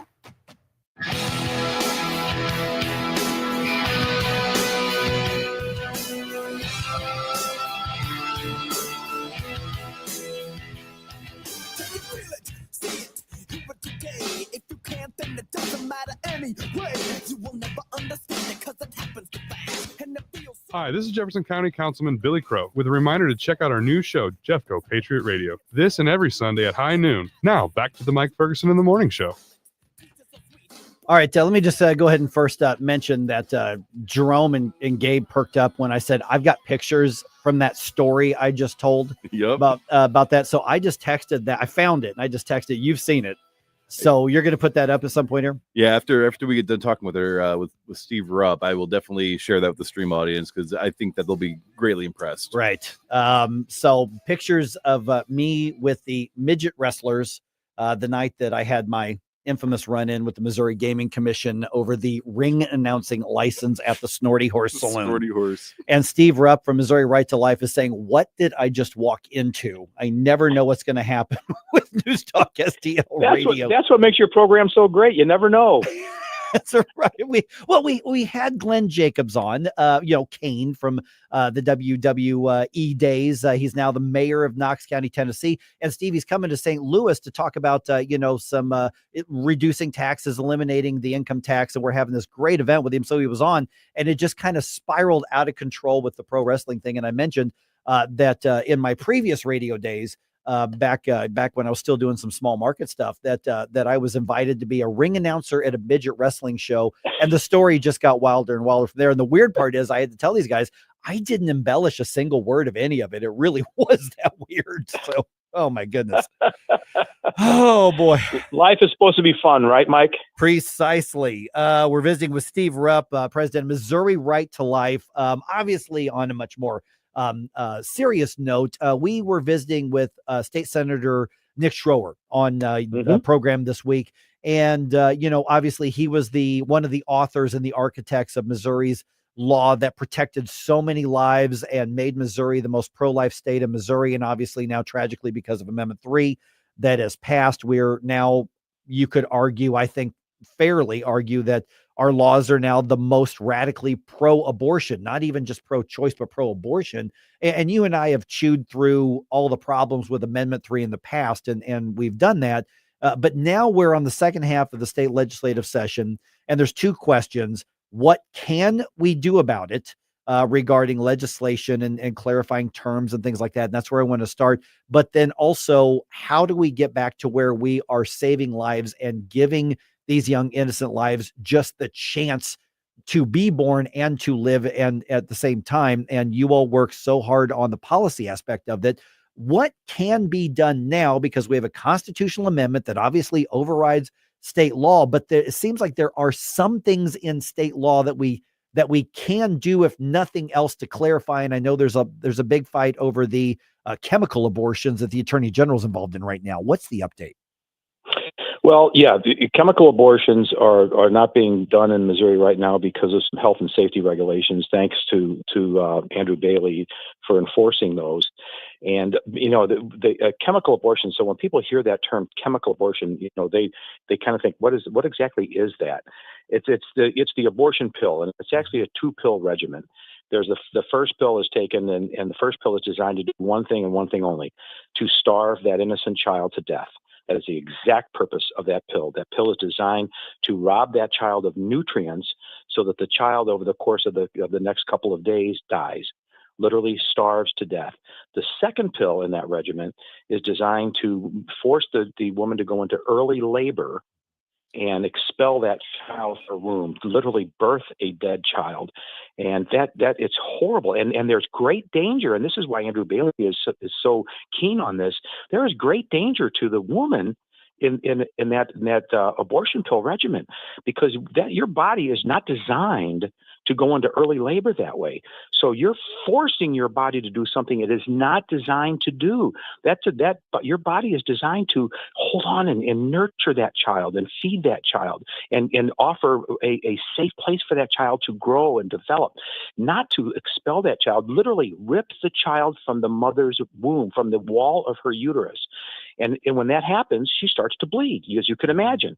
The child that has an umbilical cord that is attached to the womb, to the wall of the uterus, which is where the nutrients come from, and to rip that from the mother's uterus is creating a bleeding event, and women bleed sometimes to death because of that regimen. And we hear statistics of 1 out of 4 women that take the abortion pills end up in the emergency room. I mean, they end up needing care because that is not what our bodies are designed to do. Well, and that obviously leaves what the media is trying to sanitize and sound better, to say surgical procedures, surgical abortions, as though it's some kind of precision thing. Tragically, Steve, as you know, in St. Louis, the Planned Parenthood here is bragging about, we have resumed providing these. So the killing has resumed in the state of Missouri and in St. Louis. It's already happening in Kansas City. It's already happening in Columbia as well. And so in addition to the policy aspect of this is something that's going to have to go back on the ballot. And, we've spoken with you and Nick and many others, and the reality is that we're not going to replicate our pro-life laws. We're not going to be as pro-life as before. How pro-life can we be, knowing that we still have to win a vote just in order to save lives? Mike, what we're working with our legislators, with Nick and with Adam Schnelting, who is carrying SJR 33, which is a wonderfully written bill, and he spent a tremendous amount of time honing that bill so that it'll stop probably 98 or 99% of all abortions in the state of Missouri. That's a good bill. Now, we would like it to be 100%, but we're not going to be able to get to 100%, at least not yet. But if we can stop 98 or 99% of all abortions in the state of Missouri, that's a good place to start. Yeah, and this is going to have to go on to the, at some point, we got to go into the ballot, as I was saying just a minute ago as well. And so how do we start priming the pump for that? Because you've heard the objections. And we talked to Nick Schroer about this the other day, saying that the reaction is, the people voted, Steve. Just respect the will of the people. That's all that matters on this. But to me, sometimes people make mistakes. If we really believe in these principles, and among those is protecting innocent life, that argument doesn't hold water for me. But then they point out that I'm a white cis heterosexual, religiously normative white male, or whatever the case is. And so you've got all of these categories, but the argument basically being, we voted, that should be the end of it. Just let Planned Parenthood butcher whoever they want. What we voted for when we walked in that voting booth in November was, and these are the first words a voter saw when they walked in that voting booth. This is a reproductive freedom initiative. A reproductive, freedom initiative. What does that mean? We all love the word freedom. We should be free to do what we want to do, right? But what is the freedom to do what? It never once when you walked in that voting booth, did you see the word child or baby? And the whole point of Amendment 3 was to kill a child or a baby. That's the whole point of it. And yet they use this language I call it the language of illusion. The language of illusion was reproductive freedom initiative, but didn't say the freedom to starve a child. It didn't say the freedom to poison a child.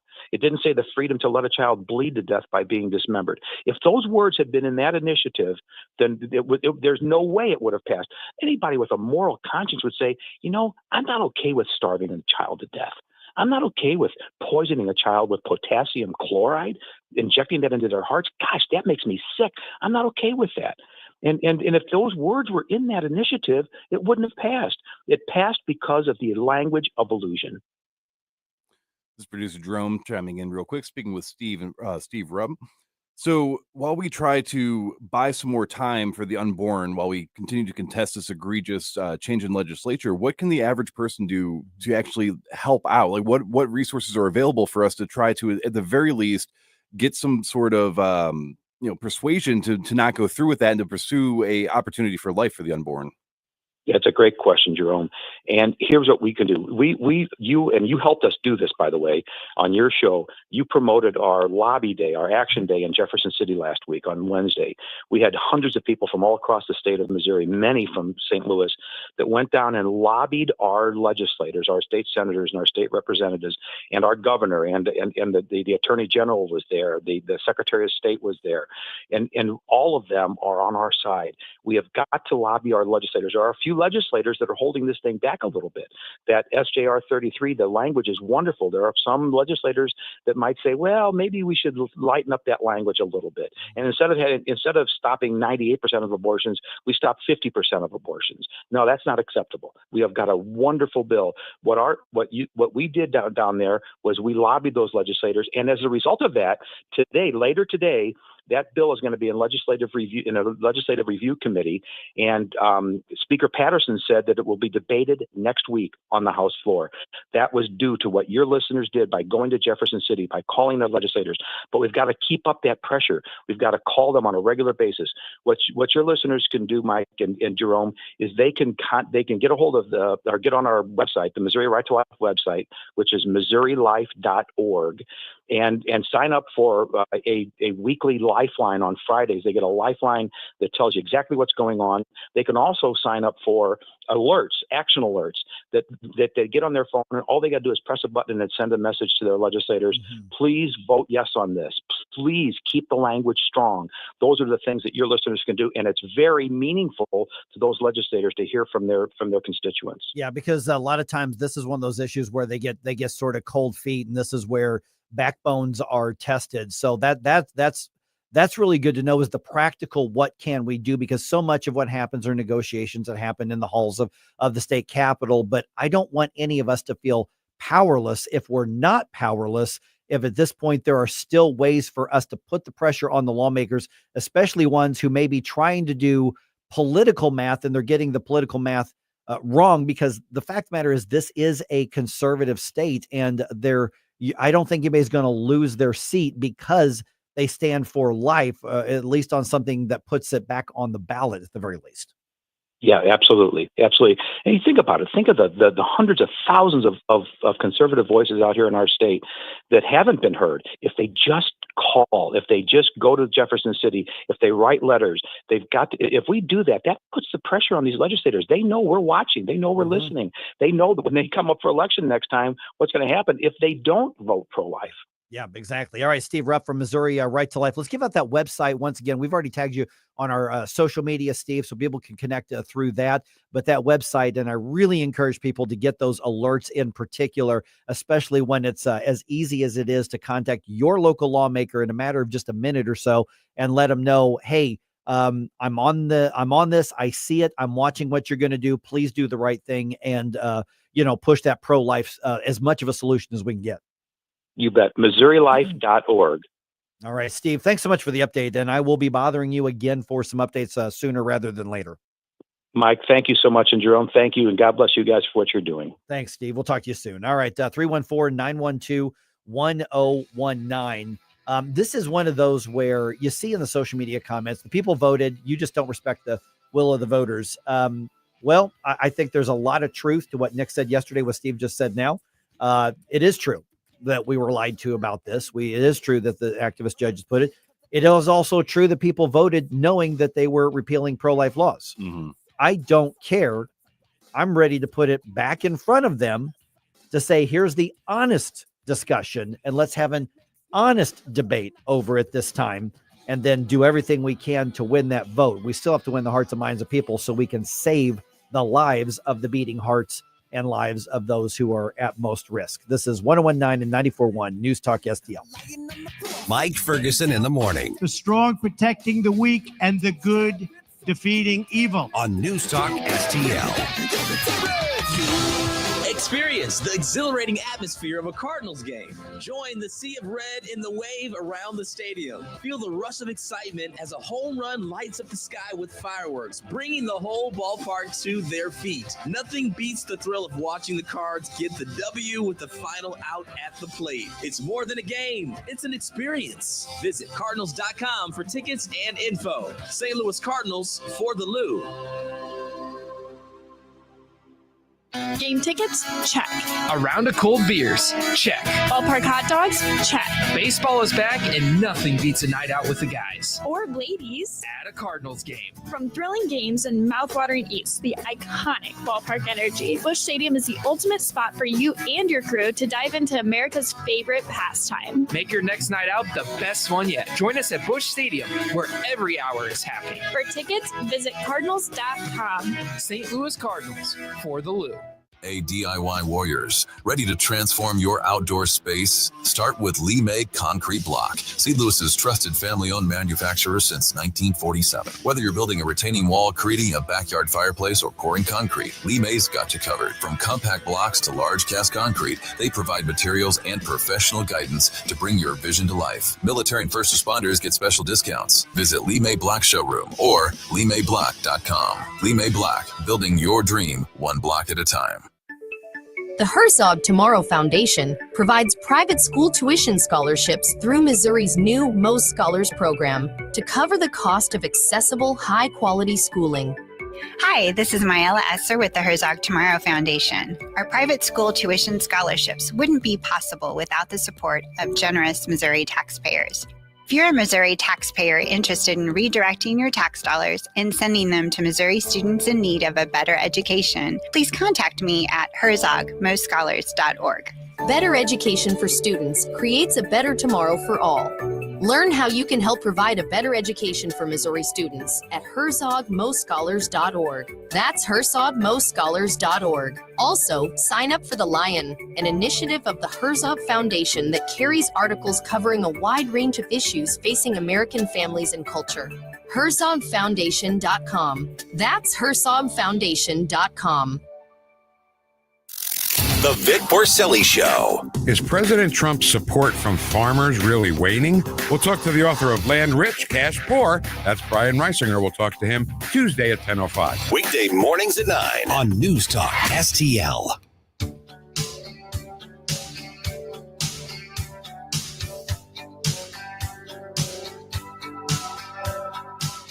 Hey, this is Vince Colonnese. I'll talk to you tonight at 8. But now back to the Mike Ferguson in the Morning Show on News Talk STL. This is one of those shows where it just kind of took on a life of its own. Yeah, it started pretty grim there in the beginning, but I think near the end, it really came together. Now, I sent you that picture from the midget wrestling thing, and you just put that up somewhere, right? Yeah, so for the stream watchers right now, you can see it, and it's a pretty fantastic photo if I do say my phone myself. It is a beardless young Mike sitting on the side of the midget wrestling ring, surrounded by the wrestlers there. That I don't even remember what year that was. That was so long ago there. But if you want to check that out, so we can see that, is that on the video stream or is that in like the comments? It's on the video stream. So okay, yeah, okay, got it. So if you have some thoughts on that, you got time to comment on it. Well, apparently they want you to get licensed again so we can have a chat meetup. You know what? I'll do it. I'll go in, and because I think you just apply. I mean, literally, I had to sign a document that said I'm not a felon, because the last thing you want is somebody with a felony conviction saying "in this corner," because clearly that makes a big difference. And I it was such a weird experience, but it made for such a funny story. And actually somebody did message us on Rumble, or put in the chat box, saying that the Harley Race school still is in Troy, and they still do shows. So there's an active group. I think it used to be called World League Wrestling, if I remember right, something along those lines. But I mean, there were some people who went up into national organizations that came from, it's Harley Race. I mean, he really, obviously was one of the best of all time. Oh yeah. Right legend. Here from, between here and then in the Kansas City market, he did, and then later on with Vince McMahon and the old WWF, back when that's when it was called, he was King Harley Race, I remember those days, as well. But yeah, it's just one of those things that it's escapism, but it's a part of our pop culture. Yes. That is so much fun. So much fun. And if you look at the impact of a lot of the sports that we have, I mean, American football never really caught on anywhere. Baseball is somewhere out there, but they also have cricket to compete with. But like American style, like catch wrestling is in Japan, it's in Mexico, it's all over the world. Yeah. Well, I mean, and you could say that originated from with the Greco-Roman style. Yeah. Back in the day, and there's a version of it in the Celtic countries, which ended up happening, moving over to the Appalachian, in the United States, and then of course you look at like judo and jiu-jitsu out of Japan, and so there's a running thing of the combat, but then you combine it with those characters, which are just so much fun. Oh yeah. All right. I'm just looking at this. I don't know. Of course, I don't have the video running, because if I did, all the sound would be going through here as well. So I don't know what people are seeing and what they're not seeing here as well. But anyway, so just a couple minutes left in the program here. Vic Porcelli obviously coming away from 9 till noon, not 9 to 11 anymore. But regarding a bunch of stuff that we've kind of covered today, one of the most interesting things is looking back and starting to find evidence that this violence against Teslas, the vehicles and the drivers and the owners, we're now starting to go, wait a minute, maybe there's a method to the leftist criminal madness. So what do we do about it from here? Obviously there'll probably be a push for people to say, hey, conservatives and or MAGA or whatever, go buy a Tesla to support your guy. Well, that's a really big, expensive, way to send a signal. If you happen to be in the market for a car anyway, that's one thing. But now we're seeing concerns about insurance rates going up because they're targeted, which would mean that the left violence is leveraging a not so perfect insurance system to try to have gains. So really kind of winning with their violence if we let them. Well, and that's the big issue here, is that they're not taking it as, oh, if you terrorize people enough, of course there's going to be a reaction. They're taking this as, well, we're protesting and our protest is working, which is the entirely wrong way of looking at their actions and behaviors and the effect that's having. Right.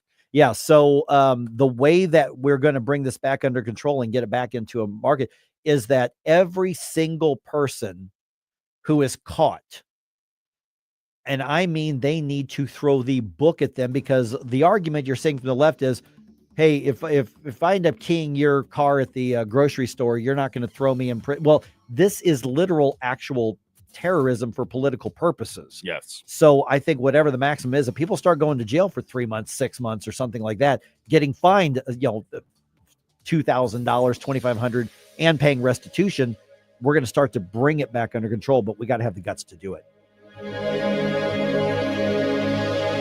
Nate Lucas here for the Village Bar in the heart of Des Peres. Since 1948, the Village Bar has been the go-to destination for delicious food, cold drinks, and unbeatable atmosphere. Savor their famous wings, burgers, and onion rings, or grab a drink from their fully stocked bar.